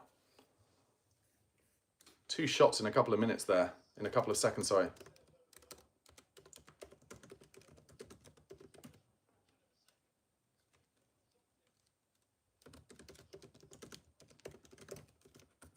First shot was blocked. I can't remember who it was from, but 50 minutes gone. Brentford now back on the ball. They play a big diag over the top of Jed Spence. He gets there first with a header. Comes to Odeberg. He's got a bit of space. Can he run? Oh, and then just takes a terrible touch, Odeberg. Kind of couldn't decide. He's lost the ball. He couldn't decide whether he was running or passing. But Odeberg's worked really hard back there. He's working defensively well there. He did have some space in midfield there, Wilson, but it just kind of bobbled off his knee a bit. He's a talent, that's for sure, but not looking that blessed with confidence at the moment. I think it's fair to say Wilson Odeberg.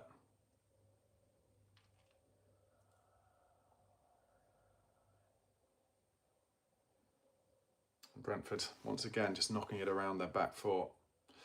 The Indigo says, I gave up on the first half. Is it still a snore fest? Yes.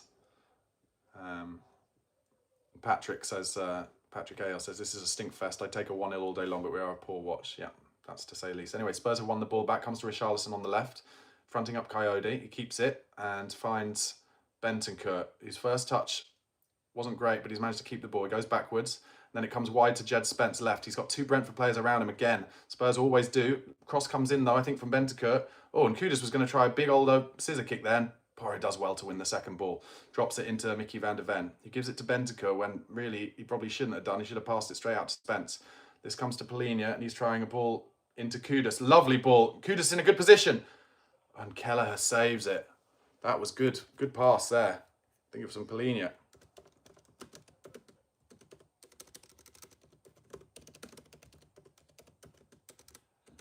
Spurs give away a free kick inside their own half.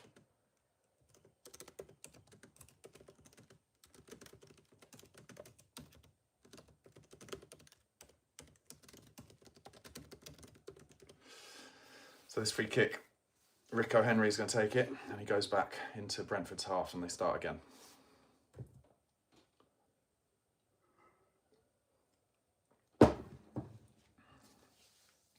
Richarlison putting a press on. Hotspur joins the press. Brentford just playing it across from right to left.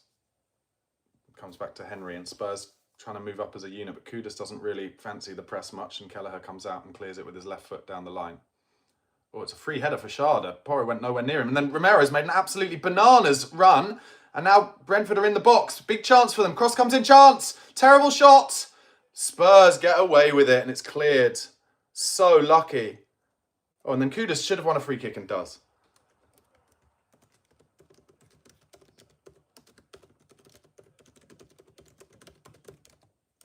But Romero made a bananas run out of his position.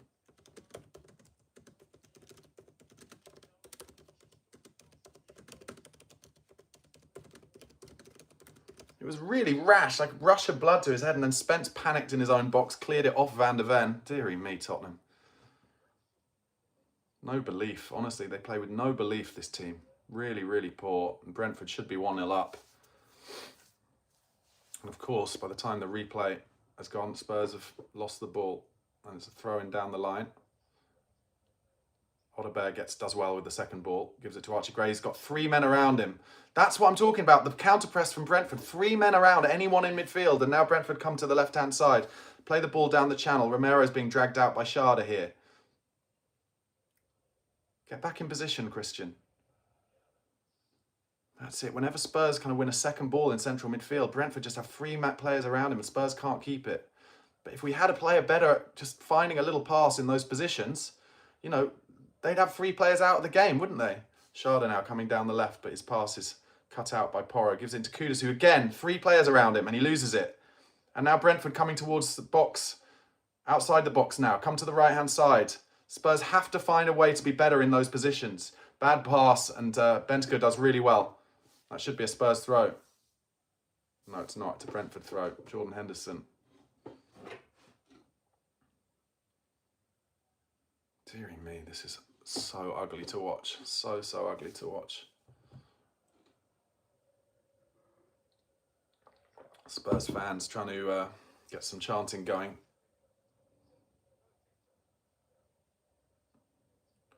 The only positive from this game so far is that it's not Alan Smith on co-commentary. Brentford again in their own half, knocking it around. The only chance we can hope for, really, as well, is that Brentford just play a terrible pass and make a big mistake whilst knocking it about in their own half. Bentancur now trying to put on a high press, but he's totally on his own. Spurs do not press as a unit. I'm sorry to be negative. And they drop one over the top. Romero is with Thiago, and Romero, oh my God.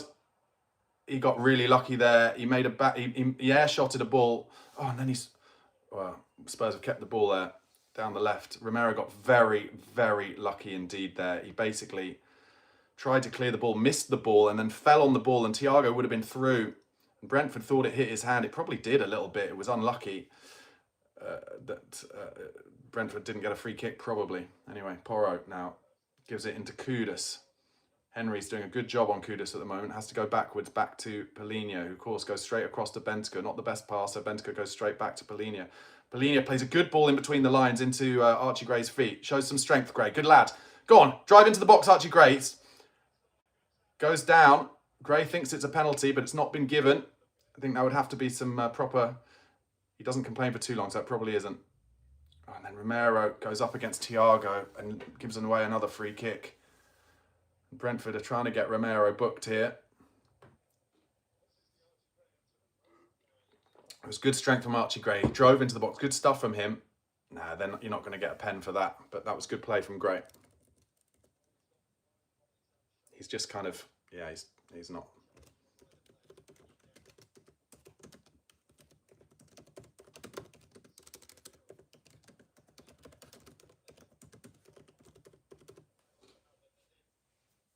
Just showing the replay of Romero getting lucky, missing the ball. What's happening here? Is the ref booked Romero? He's calling Romero to him. Oh, VAR for something. Who's been booked?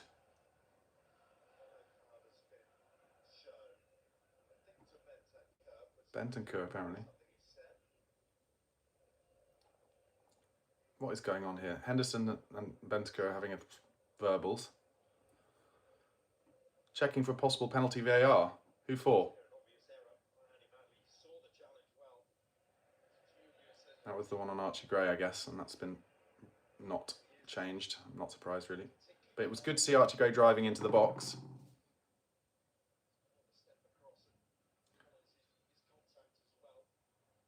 It's one of those ones where I think if he'd given the penalty, it probably wouldn't have been overturned. So Schade goes across. Yeah, just from the behind angle, it doesn't look like one, to be honest. Anyway, Brentford have a free kick now, and Kelleher's, it's kind of 10 yards inside their own half, but Kelleher's going to go long. It's Henderson who's been booked. Not sure what for. Anyway, they play the free kick up to the back post. One in the air, but goes straight off for a goal kick. TJ says, man, I can't even watch this. 15 Harry says, it's getting harder to watch every week. And Scott Rozelle says, Jed again makes a backward pass. Yeah, because he's got no left foot, so he always has to cut back onto his right. But they're all playing backward passes. Anyway, I'm not complaining about it because I'm being more positive. This is what Thomas Frank wants. This is how he wants us to play, guys. This is what Thomas Frank, he's going into Vinay, who he reports into, and he's saying, no, I want them to play this kind of football. This is what I want. This is why we've got a good away record, because we just keep it tight and we knock it long. But you're all right. It's a hard watch. So it goes back to Kelleher. Rishi puts a bit of a press on, so Kelleher goes long. Romero's going to be challenging for this one. He wins it. But Brentford win the second ball in midfield for the umpteenth time. And then they play a ball out wide, but Kudus uses his strength to win it. Now he's driving forward, Kudus, but he comes back inside idiotically and loses the ball. And now Henderson tries to drop a ball over the top of Porro. Schade does well. Romero wins the second one. Falls on the edge of the box. Good tackle from Polina. He got the ball. He's given a free kick, but he got the ball. And he's been booked. It's a free kick right on the edge of the box, but Polina got the ball.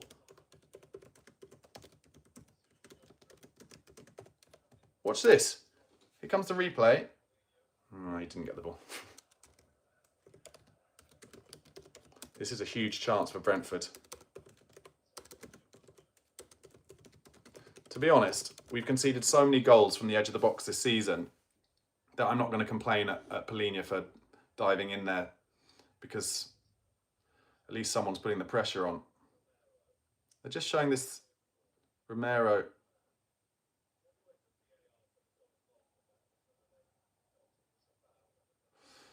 Trying to suggest that maybe Romero should have been sent off, but I don't agree with that. Anyway, so this is a free kick, very central again. Looks like Lewis Potter's over it. It's about 25 yards out. Vicario's lining up his wall to block the near post.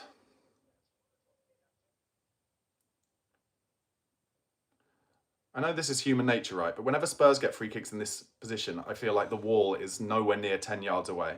And whenever opposition teams get free kicks in this position, I feel like the wall is about 20 yards away, and it looks so easy to just you know, get it over the wall and into the near post. I think Hendo's going to take it. Now, what Vicario has to be careful of here, I think, is taking a step to cover the gap and getting beaten his side. Big chance Brentford here. I think it's Lewis Potter. Here it comes. It's blocked by the wall. Good work from the wall. Corner.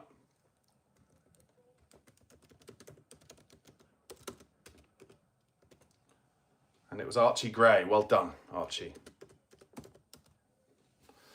But this will be a in-swinging corner. Nobody is on Sharda, who is trying to block Vicario. And they've actually, Brentford got 2 men around Vicario here.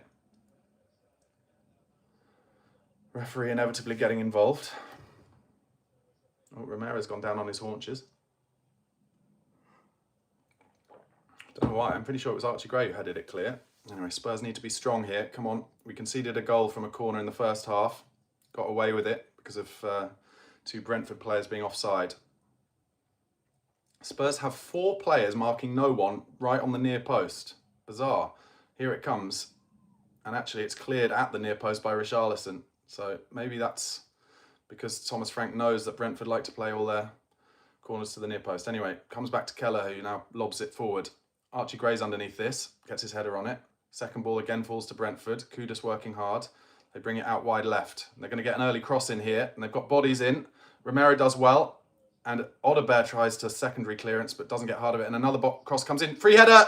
Good save from Vicario at the near post. It's a free header, though. And Brentford have the ball again, but that's a poor ball. Odebear knocks it into Rishi's feet. Odebear now, little 1-2. Oh, you would have thought Odebear would have outpaced his man there, but he didn't. Was that Henderson? Henderson just outpaced Odebear. What's that about?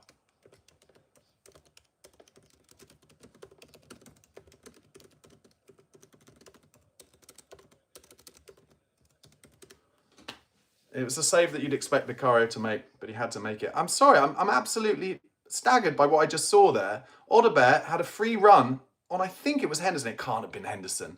But whoever it was outpaced him.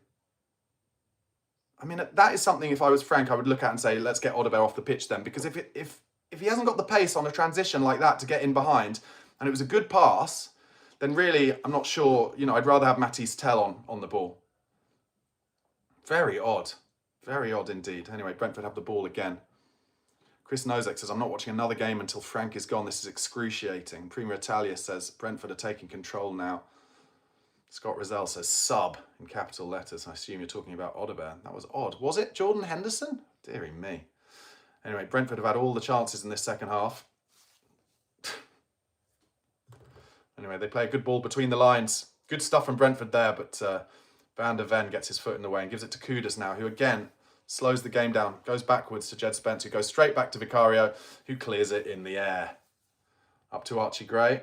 Doesn't even jump for that, unfortunately. Oh, and every second ball falling for Brentford in central midfield.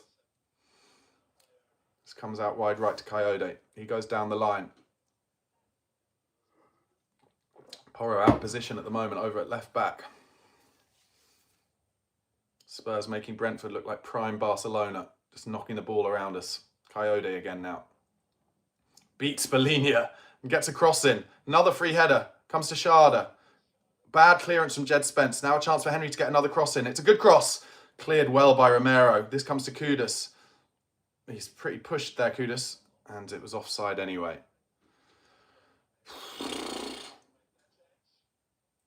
Sounds like there's going to be a sub here. They're just showing the free header. Yeah, it's kind of straight at Vicario. I mean, he really could have caught it, to be honest. It was a header, I guess, from 7 or 8 yards. So on that basis, maybe did well to just the right thing to parry it away, maybe. But all I'm telling you, lads, is I would have caught it. Okay, Kolo Muani coming on. Got to think that'll be for Odebear, surely. Good touch there from Kudus. Again, surrounded straight away by 3 Brentford players, lost the ball. Spurs get a throw in. Are they going to do the Kolo Muani sub now? Don't wait, just do it. There we go. And who's coming off? Odebear, yeah. Interesting, isn't it? I said as soon as you saw Odebear look like he couldn't even beat his man for pace, might as well get him off. So Kolo Muani's coming on. I said Matisse Tell, but I'd forgotten about Kolo Muani. I think that's a good decision. It won't happen, but I wouldn't mind it if Kolo Muani played in the 9 and Richarlison played left forward. I think he's more of a left forward, but Thomas Frank doesn't agree with me. Spurs have a throw in. Pedro Porro on the right. Nobody near him. He gives it into Paulinho, gives it back to Porro, who dinks it across to Jed Spence. Needs an option out wide, Jed. Doesn't get it, so turns. Gives it down the line to Kolo Muani. That's his first touch. He's being pressed and he's fouled. Well done, Randall. Did well to get his body in between the ball and Janelt. 66th minute somehow already. Kolo Muani takes the ball, the free kick quickly, which is, probably what he does, when he's playing for Juventus or PSG. But Spurs under Thomas Frank will probably be annoyed that he didn't just lob it in the box. And as a result, Spurs being pressed hard. Oh, brilliant stuff though. Bentancur keeps it on down the left. Gives it to Archie Gray down the left. Comes inside. Nice stuff to Paulinho. Needs an option. And he plays a horrible pass and Spurs lose it, and it comes to Thiago and Brentford are on the transition, and this is all because of Paulinho's inability to pass the football. Kudus is working hard backwards though, and Porro does well. Now Porro's in his own corner and finds Romero. Good stuff from Porro. Paulinho into Bentancur. He tries the ball in behind. There's nobody there. Spurs lose the ball. Deary me.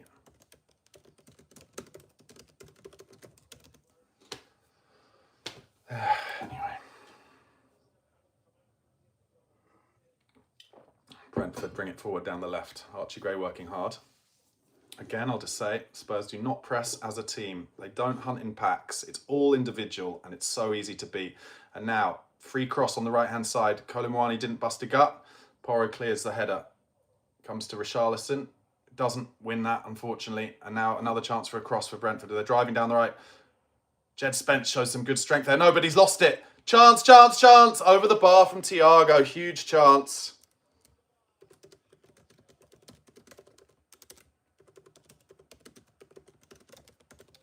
And it's Spence's error in his own box. He thought he had his man in the penitentiary, but Coyote showed more strength and Spence lost where the ball was, and the cutback came to Thiago.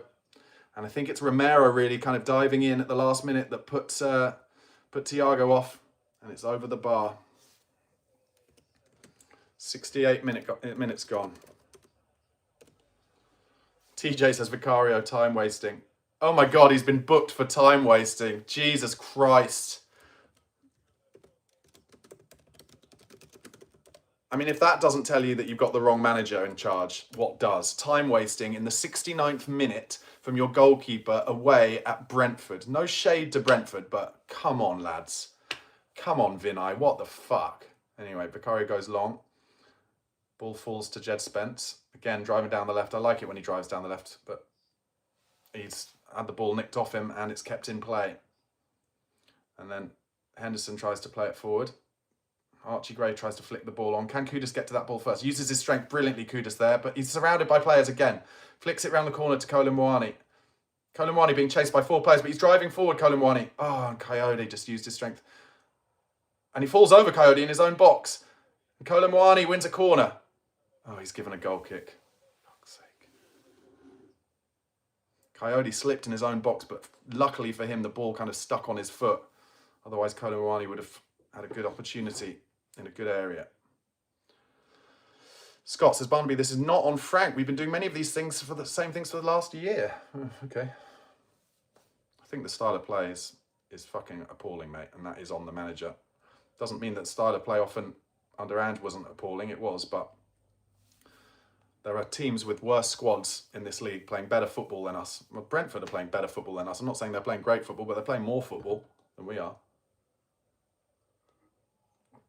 I'm sorry, it is on Thomas Frank. It's his job. It's literally his job to decide on the style of play.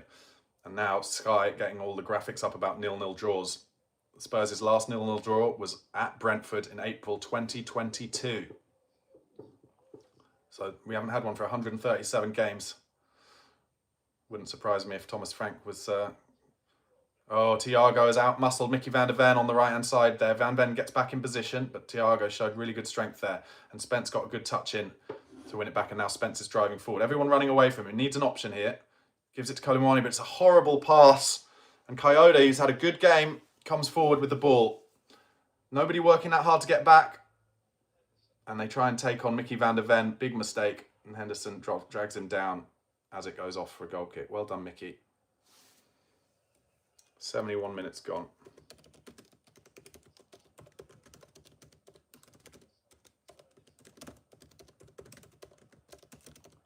This is, of course, the second game of the 3 that Xavi Simons, pretty much our only creative player, is suspended for. TJ says, I think we should sell all our players and close the club. APC says, Kudus shocking all game, jogging around. Yeah. Vicario goes long again. Spurs lose the first ball again and lose the second ball, and actually get a bit lucky that Schade can't bring it down. So Porro goes back to Vicario, who takes it straight onto his left foot, clears it up to Richarlison, who does well to find Archie Gray. He's driving forward, good lad. And he tries to slip in Kolomwani. And actually, tell you what, I thought he could have passed it back there, the centre-half, to Kelleher, but he's accidentally got it out for a corner. Spurs haven't had many corners this game, have we? Could this be what I was talking about in the first half, when it's a corner that shouldn't probably have been a corner, should have at least been cleared out for a throw-in? And sometimes they're the ones that end up causing goals, and this would be magnificent if Spurs were able to do this. Spurs have scored 9 corners this season, which is the second best in the league, and Brentford have only conceded 1, which is the best in the league. Van der Ven and Polina and Romero all standing around Kelleher. Kolomwani at the back post. Richarlison at the front. A lot of players in this box. Porro obviously is going to take an in-swinger.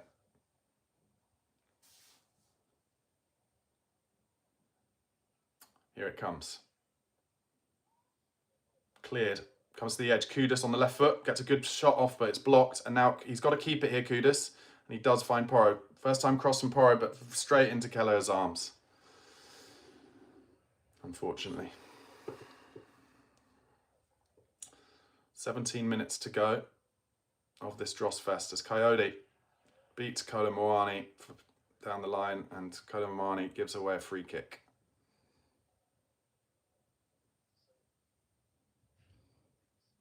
Brentford take it quickly back to Kelleher, who brings it out to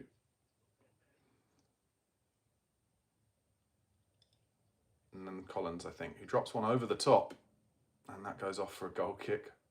Although actually it would have done, but Vicario dived in to keep the ball on.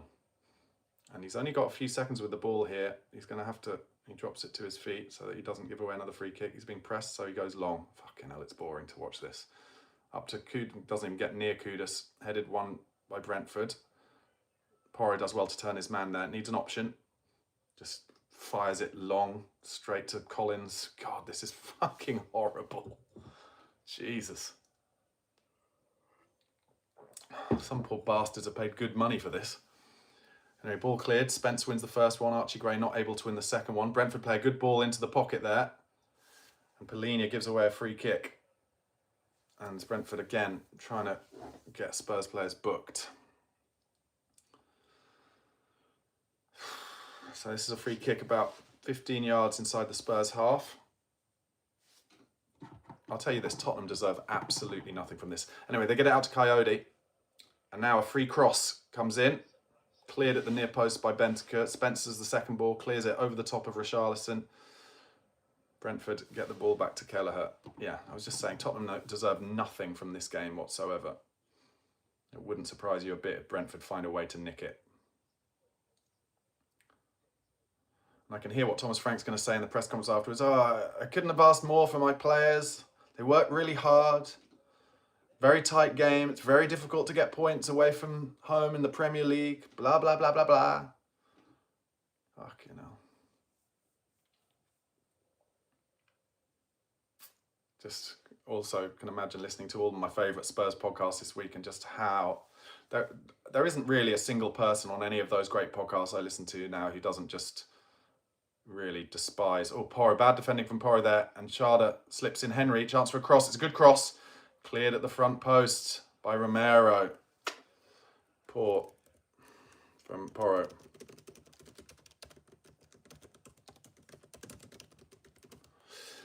Yeah, my favourite podcasts are View from the Lane, The Tottenham Way, The Extra Inch, The Fighting Cock.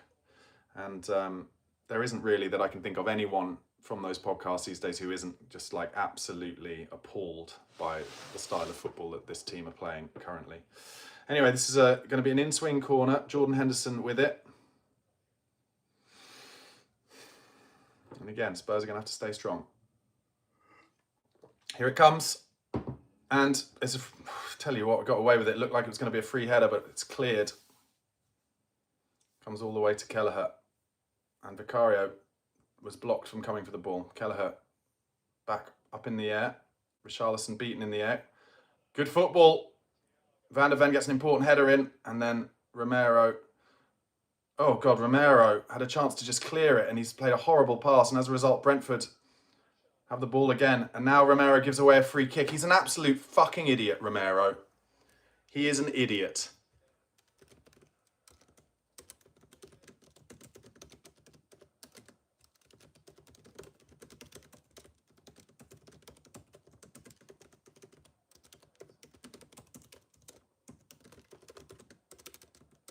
This is a dangerous free kick. Just outside the box on the angle. Totally idiotic from Romero. Both Romero and Porro in the last few minutes have put Spurs under unnecessary pressure. And so this free kick is on the angle, just outside the box. And Vicario is allowing, presumably because this is what's coached, he's allowing his defensive line to be on the 6-yard box. Here it comes. The in-swinger, it's deep, should be over the bar. Oh, he actually catches it under his own bar. Well done, Vic.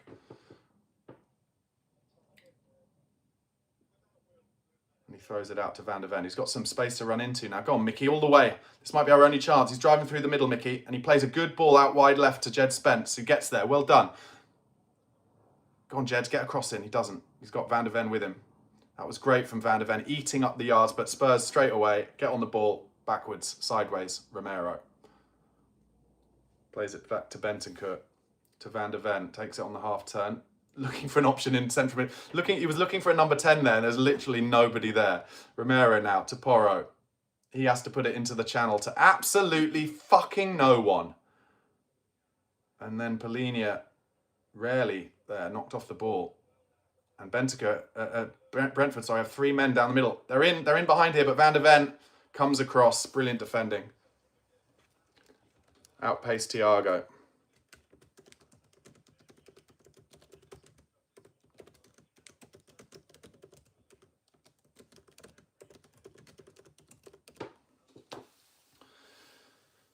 Matistel is now going to come on. Will this be for Rishi? No, for Polinia. Wow. Wow. Surprising. So what's that going to mean? So Tell on for Polinia. Brentford make some changes as well. So that means Gray will come in alongside, presumably a bit deeper, alongside Bentancur. Odebear into the... Oh no, Odebear's already come off. Tell playing in the 10, maybe? Tell as a 10? Do you know what I do really love about Matisse Tell? He's got a brilliant shot with hardly any backlift. So if we can get him in some positions in that 10 to get some shots off, you never know. Tottenham haven't had any long shots ever under Thomas Frank. Anyway, Coyote has a long throw chance here. Tell you what, Spurs will miss Polinia from these long throws, defending them. So it's from the left-hand side. He's got a missile, this guy, and they've scored 9 from them in the last 2 seasons. Oh, he actually goes short, and then they try and flick this one on, and it's right under Vicario. Oh, he did really well to punch that clear. Under loads of pressure there, Vic.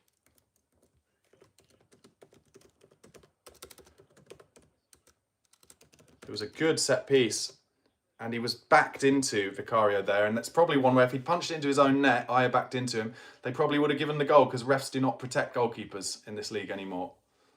But he did really well to get a punch on it because it was really high in the sky. So it's a free, it's a goal kick, but nobody interested in taking the ball down, and Vicario just whacks it, and we're going to lose the ball in the air. I would have thought we win the first one, but then straight to Brentford, who knock it straight over our back line to Thiago, who brings it down.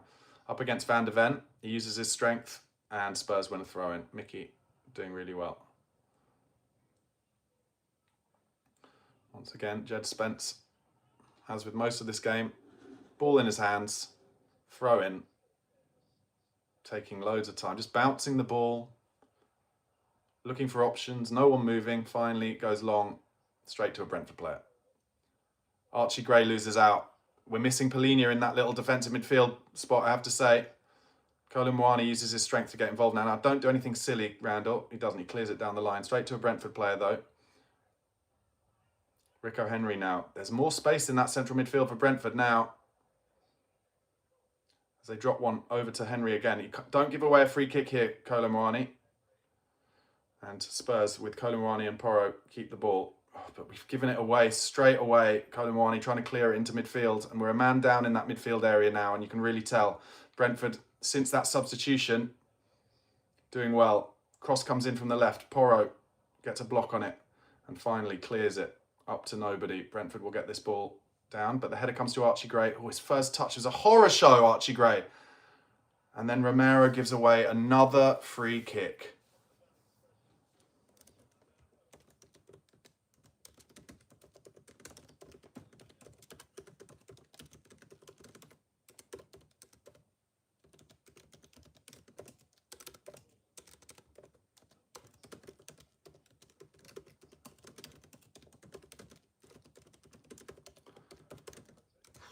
So this is in a dangerous area again. When we lose or draw this game, you know that Thomas Frank's going to be like, oh, we were unlucky, we worked so hard, etc., blah, blah, blah, blah, blah. 7 minutes to go of this. So this free kick is probably, what, 40 yards out. Similar area to where Spurs had a free kick in the first half, very central. And they're going to dink this, I think, to the far post. Oh, no, they go short. Try and change the angle. Henderson chips it in. Vicario has to come and claim this, and he does. Oh, he nearly dropped it onto the Brentford player on his way down, but he did well, Vic. And obviously, straight away, everybody kind of running away from him. And so he has to do an old-fashioned 1980s punt into the air. Colin Moani must be wondering what he's let himself in for. Rico Henry does really well under pressure. He's a decent player, Rico Henry. Spurs should look at him as a backup to Udogie. Kudus gets involved, but it comes... Brentford keep the ball. Brentford are better than us. Sorry, in this game. They weren't at White Hart Lane. I think they were a bit overawed maybe, but in this game they've been much better. Kudus is just jogging around. Someone said that in the chat earlier. He hasn't had a good game. And this seems to happen with Kudus. When he plays a number of games in a row, he starts to get fatigued. You can really tell it. And he needs to be taken out of the firing line, I think. He needs a rest, maybe against Sunderland, which is on Sunday. Oh, we have to watch Spurs again in just 3 days' time. Deary me. Brentford just popping it about. Play a nice little ball between the lines. Oh, they're in down the left here. Porro coming across, gets a good tackle in and actually then clears it, but comes straight to Brentford, who get an early crossing chance. Chance on the edge of the box here. Trying to play a 1-2. Romero gets a touch in. Comes to Bentancur, who tries to play the pass to Colin Moani, but they lose it and Brentford whack it. And it falls to Porro, who don't let this go out for a throw, Porro. He doesn't. He just absolutely pummels it down the line. And Colin Moani can chase this into the channel. Henry does well, though. Oh, not a great ball back to Kelleher. He clears it into midfield. And Spurs let it fly over the top. It comes to Vic. Oh, Vic. He does clear it in the end. Straight to Brentford, who just head it very easily and find a man. Something that Tottenham totally unable to do. 5 minutes to go of normal time. Please, God, don't let the referee give us too much added time. Spurs, I don't think, have had a shot in the second half. Can't wait to see what the expected goals on this game will be for Spurs. Archie Gray drops a little header into Kudus, does well. Bentancur finds a good ball in between the lines to Porro. How's your touch? Oh, God, his touch was good, but then tried to play it into Kudus, who'd kind of walked the wrong way. But Bentancur wins it high and then gives it to Colin Moani, who gives it back to Bentancur in the box. Gets a cross in. That's where, that is exactly where Brennan Johnson would have been. Brilliant stuff. And then Colin Moani gives away yet another free kick. Oh, we really needed Richarlison to get across his man to the near post here. But he didn't make that run. He made it too late. Brennan Johnson, I hate to say it, he would have made that run across the near post, across his man there. That shows, that's why for me, Richarlison isn't a number 9. He just isn't a number 9. He doesn't have the instinct to make that Jermaine Defoe run across the near post. Also, another bad news, Sunderland still 0-0 with Man City. Oh, God, we need Man City to try and nick that in the last. The Cockerel asks, has Tell had a touch yet? No. TJ says, bro, stop with the Brennan Johnson. He's gone. Well, I'm just telling it as it is, mate. That's true. Premier Italia says, not enough technical ability in the team. That is an understatement. Phil Moss says, what is our passing percentage? Piss poor. Anyway, there's a Brentford player down in their own box. And unfortunately, this is going to mean more added time, frustratingly. Ram says, crazy how we sold Brennan before Rishi. I think probably it's because we got a bid for Brennan. I don't think anyone's really bidding for Richarlison at the moment. I wouldn't mind Everton coming in for him. Scott Rizal says Johnson would have got that goal and probably his only touch of the game. Yeah, I completely agree. I agree with that. Yeah, I'm not saying that I think we shouldn't have sold Brennan Johnson. And Premier Italia says nobody is going to want Richarlison. Yeah, I agree. Let me know in the comments on YouTube, guys, if you've enjoyed this watch along. I've done it in vertical. Would you like it next time to be horizontal? I'm doing it on my phone because I do my watch alongs on BigUp. So in horizontal, I think it'll be like a small horizontal across the middle of the screen. So tell me if you'd prefer that. Anyway, we're 87 minutes in.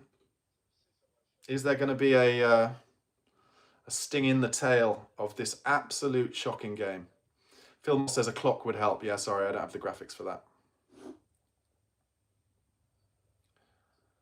Rogue Brit says at this rate we'll all be horizontal. Zzz. Yeah, that's true. Well, I can tell you this, lads. I'm looking forward to. I've got some curry in the fridge that I'm going to have for dinner after this. That's something to look forward to, isn't it? Scott says, why is this the first time I've seen this on YouTube this season? You had that other format, but I couldn't find it. Yeah, no, I'm simulcasting on BigUp as well. I want to try and drag some of the YouTube people over to BigUp, because on BigUp, if you come to bigup.com/the Spurs on podcast, you can video call me after the game. Anyway, long ball from Kelleher.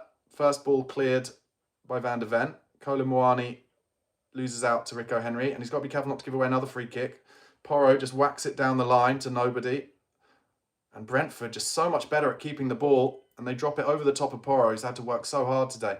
Bentaker flicks it round the corner. This does fall to Richarlison, who's got space for the first time. Plays a horrible pass to Kudus. And Jensen does well. And Spurs just had a little window there where Brentford only had 10 men on the pitch, but Richarlison did the hard work and holding it up. Couldn't play a 5-yard pass. He's Brazilian.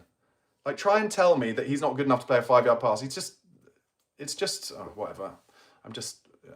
Thomas Frank ball, man. This is what Thomas Frank wants. That's what I'm going to remind myself. Frank wants, this is the game he wanted. 89th minute. I guess he's going to find probably 6 minutes added time now, I would have thought. And Rico Henry has some space on the left again. Driving forward.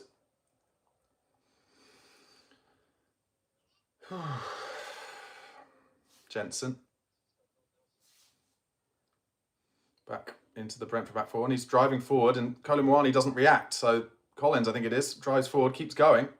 And here's a free cross for Brentford, and it goes straight to Vicario. Now, is there a transition? No, Vicario just hangs on to it. It's like, oh no, I don't want us to attack. We're Tottenham, we don't attack. It's not what we do. And so he keeps the ball and then just whacks it as high as he can into the air. And Richarlison, up against a man who's about 6'4", loses the ball.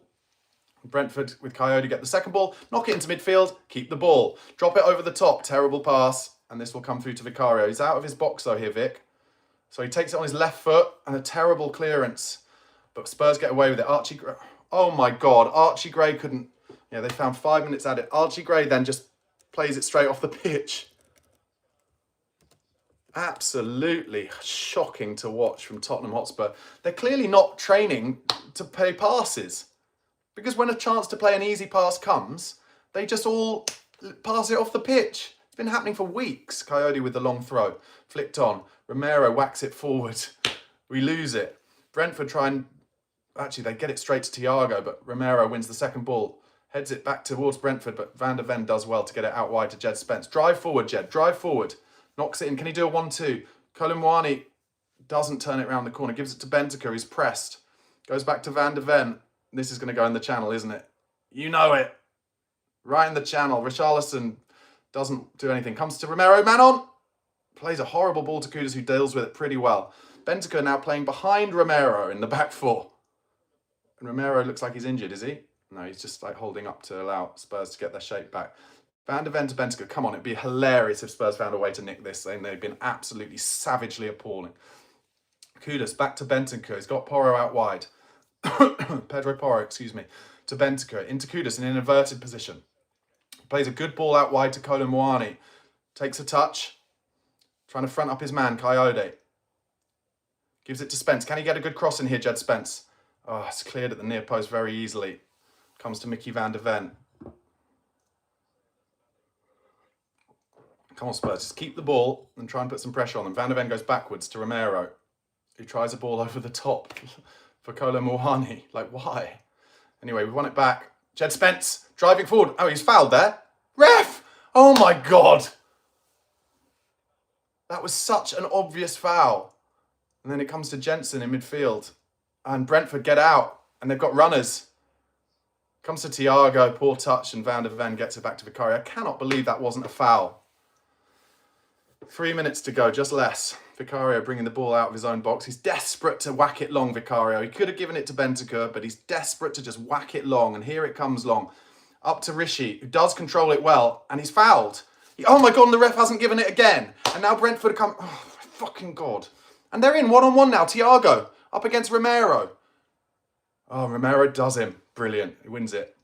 And then clears it. And Kudus has got a bit of space to run into now. Can you find the pace? No, he can't. Oh, but actually, Brentford have made a mistake. And Kudus has it again. Finds Kolo Muani outside him. We're level with the 18-yard box. Go on, just win something. Chance for Rishi. Oh, terrible shot.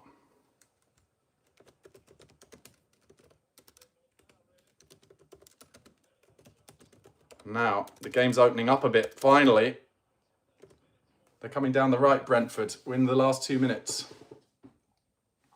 One of the most shocking games of football I've ever had the misfortune of sitting through. But I will, of course, give my match reaction after the game. Stick with me. We can all talk about it. Ted's asked, what's the score? It's 0-0. It's been absolutely appalling, to say the least. Anyway, Brentford come forward. They're on the left now. And they get to the byline. Bentancur's got to stand up. And he does. And then he plays a good ball to Kolo Muani, who knocks it off to Porro. Oh, he just kicks it off the pitch.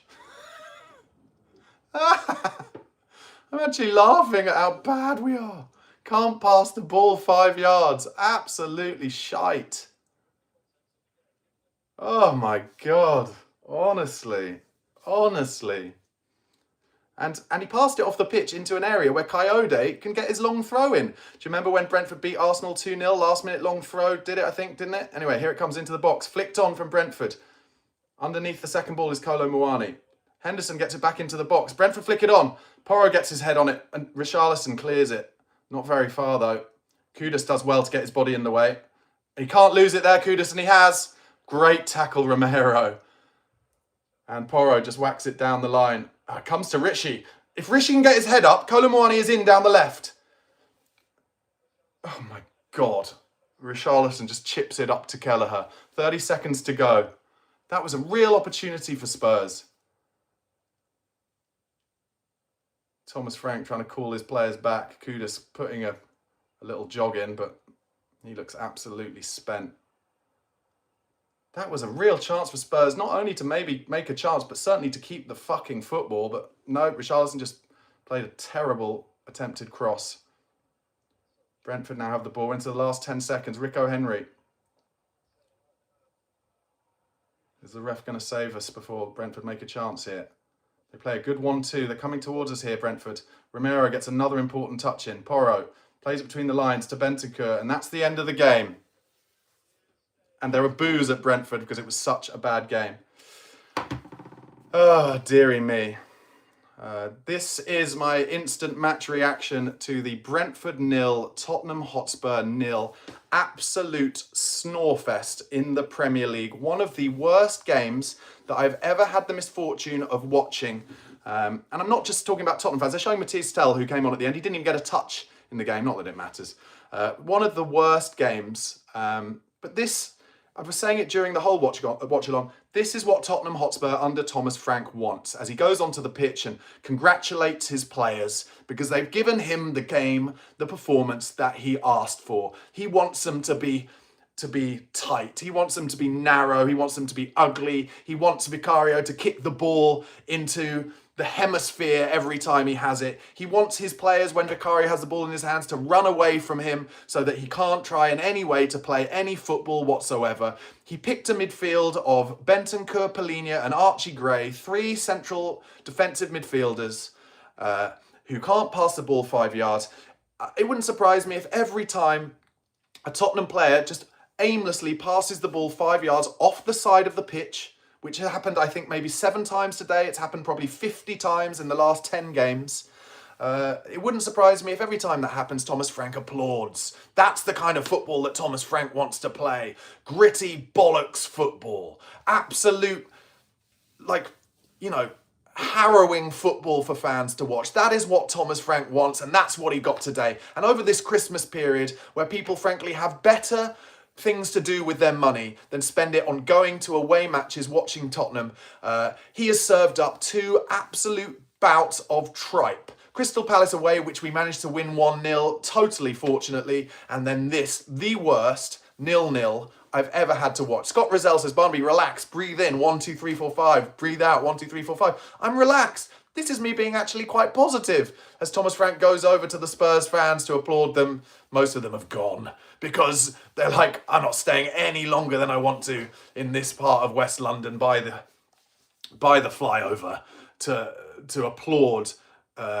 this group of players who, you know, I'll find a positive for you. They ran about and they put a lot of tackles in. I should say, just because we're a Spurs podcast and obviously we hate Arsenal, I think there is some good news, which I believe they're just showing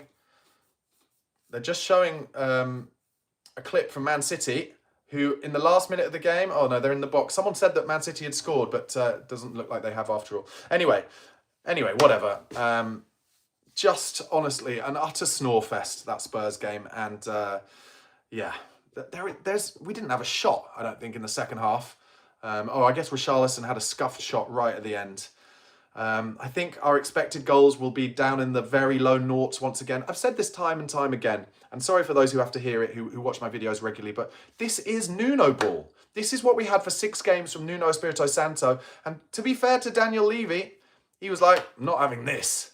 The fans hate this, so I'm not having it. And they sacked it. But what have we got now? We've got Vinay Venkatesham, who unfortunately, because he gave Mikel Arteta time when they were playing appallingly and were rubbish, Vinay's like, no, we're gonna give Thomas Frank time. So as a result, all I can say is that Tottenham, under this Lewis family, they absolutely have to buy some really brilliant football playing players this January. Players who can progress the ball, players who can pass the ball, not just off the pitch. 5-yard passes off the pitch every few minutes, because that's what Tottenham are doing under this utter dross at the moment. Because Thomas Frank must be saying to Vinay Venkatesham, to the Lewis family, he must be saying, no, the reason we're playing such horrible football is because of the players I have at my disposal. So they've got to buy in players who he's going to be happy with. And if they don't, then, you know, this dross will continue. And it is dross. It's really, really ugly. It's really, really horrible.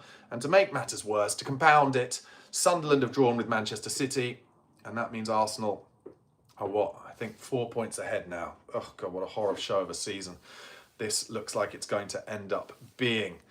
I'll do some player ratings. Vicario kept a clean sheet, didn't do anything wrong. He had kind of 1 save to make, which pretty much from a free header came straight at him. He gave a couple of important punches under some pressure and dealt with the set-piece threat of their Brentford's long throw okay. Pedro Porro, so I'll give Vicario a 6.5 out of 10. Pedro Porro 6 out of 10, 5.5, 6 out of 10. Put in some tackles, whatever. Jed Spence 6.5 out of 10, maybe 6.5 out of 10. Pretty poor, pretty average. Drove forward every so often. I'd say Van de Ven and Romero, probably the best players on the park for Spurs by far. Really worked hard. Bentancur and Polinia, dogs' bodies, put their bodies in the way a bit. 6 out of 10. Archie Gray, 6 out of 10. Some pretty bad touches at times. Didn't really look in the game, to be totally honest. Odebear, 6 out of 10. Kudus, 5.5 out of 10. I thought he was poor. He looks knackered. He looks exhausted. Needs a rest. And Richarlison, 6 out of 10. Ugly, ugly ratings for an ugly, ugly, ugly performance. People in my chat are just as negative as I am, and I'm trying to stay positive. If you weren't watching the watch along, one of the main things I was saying is that I'm trying to be more positive this year because I watched the replay, like the highlights package from a lot of the games that took us to the Europa League final, and I realised watching it just how many goals we scored that James Maddison was involved in. We miss him so hard. We miss James Maddison so much. And his ability on the ball, and so I'm trying to be more positive. There's just not much creativity in that team, but I can't find any real man of the match for Spurs. I really can't.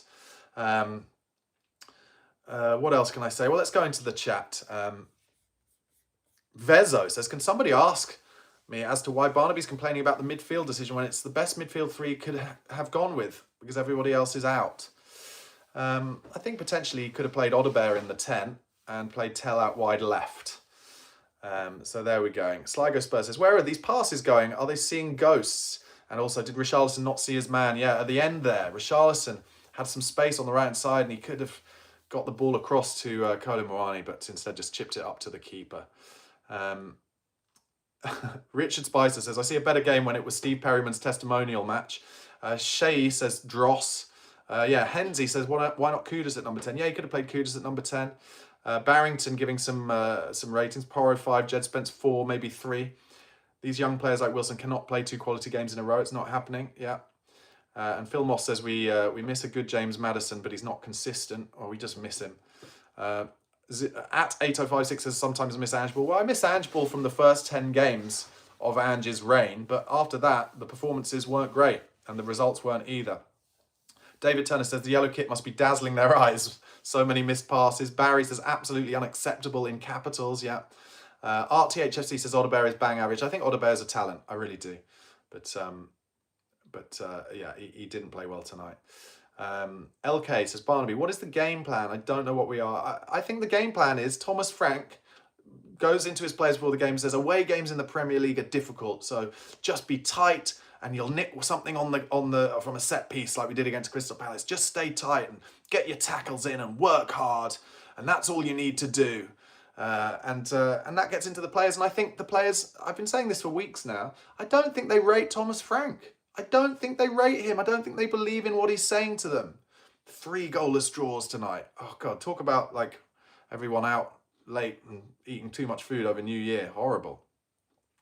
And I think Thomas Frank will come out in the interviews, won't he? And he'll be like, it was a gritty performance. This is a difficult place to come. Under the lights, in a night game. Not many teams do well at Brentford. And he'll find a way to be positive about it. And we'll listen to that as Tottenham fans. And we'll be like, mate, what the fuck are you talking about?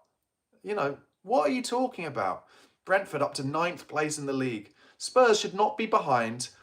I don't think we should be behind Aston Villa, but we are. Okay, so they're a long way ahead of us. But we shouldn't be behind Sunderland, Everton, Brentford and Crystal Palace, who are all in the top half of the Premier League. Tottenham Hotspur languishing in 2026 in the bottom half of the Premier League. So bad. We're in 12th, behind Fulham as well. And just fortunate that Newcastle are even worse than us at the moment somehow. I don't know how Eddie Howe's getting away with no pressure on him, to be honest. LK says Spurs fans booed Thomas Frank at the end. Good. David Turner says overall pace of the game was slow, to be honest. New Year's hangover or slowly getting the players back into it, even though they're trained athletes. Fiction Monger says the players aren't happy with me. Yeah, that's what I was saying. There's no way the players like playing for him. This feels like this is probably going to be a holding pattern of a season now, doesn't it? It really does. Just like, what are we doing? Are we waiting for Pochettino to potentially come available, or some of those other managers that will become available after the World Cup, the likes of Nagelsmann maybe? Wonder who Chelsea wonders at Como. Sirius FX says the revisionist history is annoying. The last year and a half of Ange Ball was utter rubbish. Spurs fans are delusional. Yeah, we were rubbish for a year and a half. That's true. Hansi says we need a forward coach. Serious fan Bar says Spurs should have finished a couple of spots lower last season and got relegated. Yeah.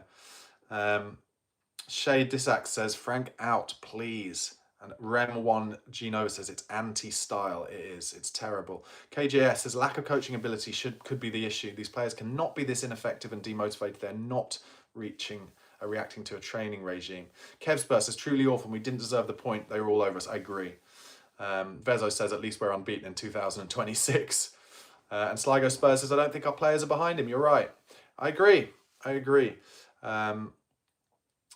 805 says, at times a team has to apply football basics as your strategies. These boys can't even string neat passes.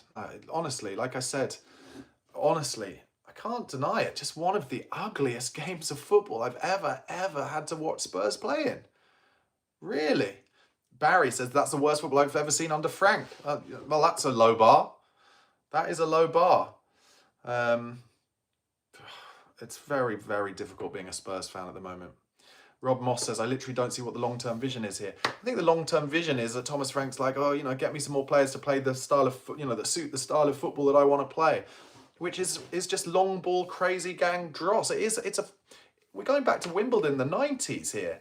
And at least they had John Fashanu up front, or John Hartson up front sometimes, or Laurie Sanchez up front.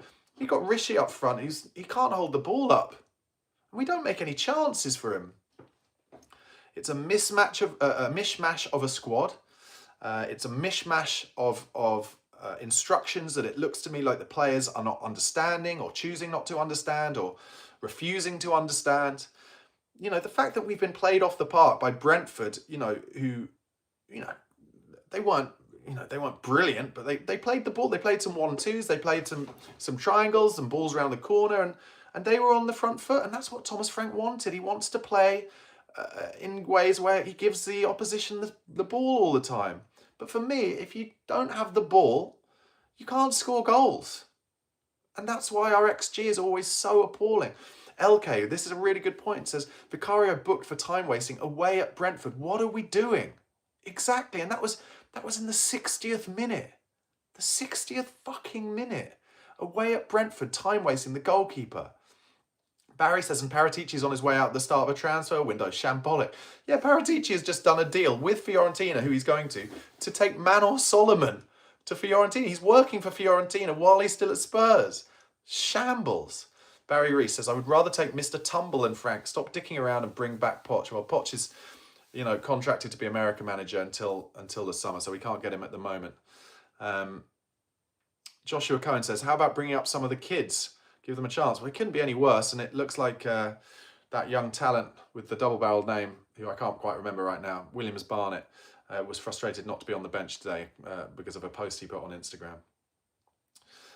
Fan Chelsea Ange says, I love your view on Frank. Truly honest and fearless players just don't want to play for him. Yeah, I mean, I've seen it. I've seen this so many times as a Spurs fan down the years. When the players are not interested in playing for the manager, this is what you get. This is what you get.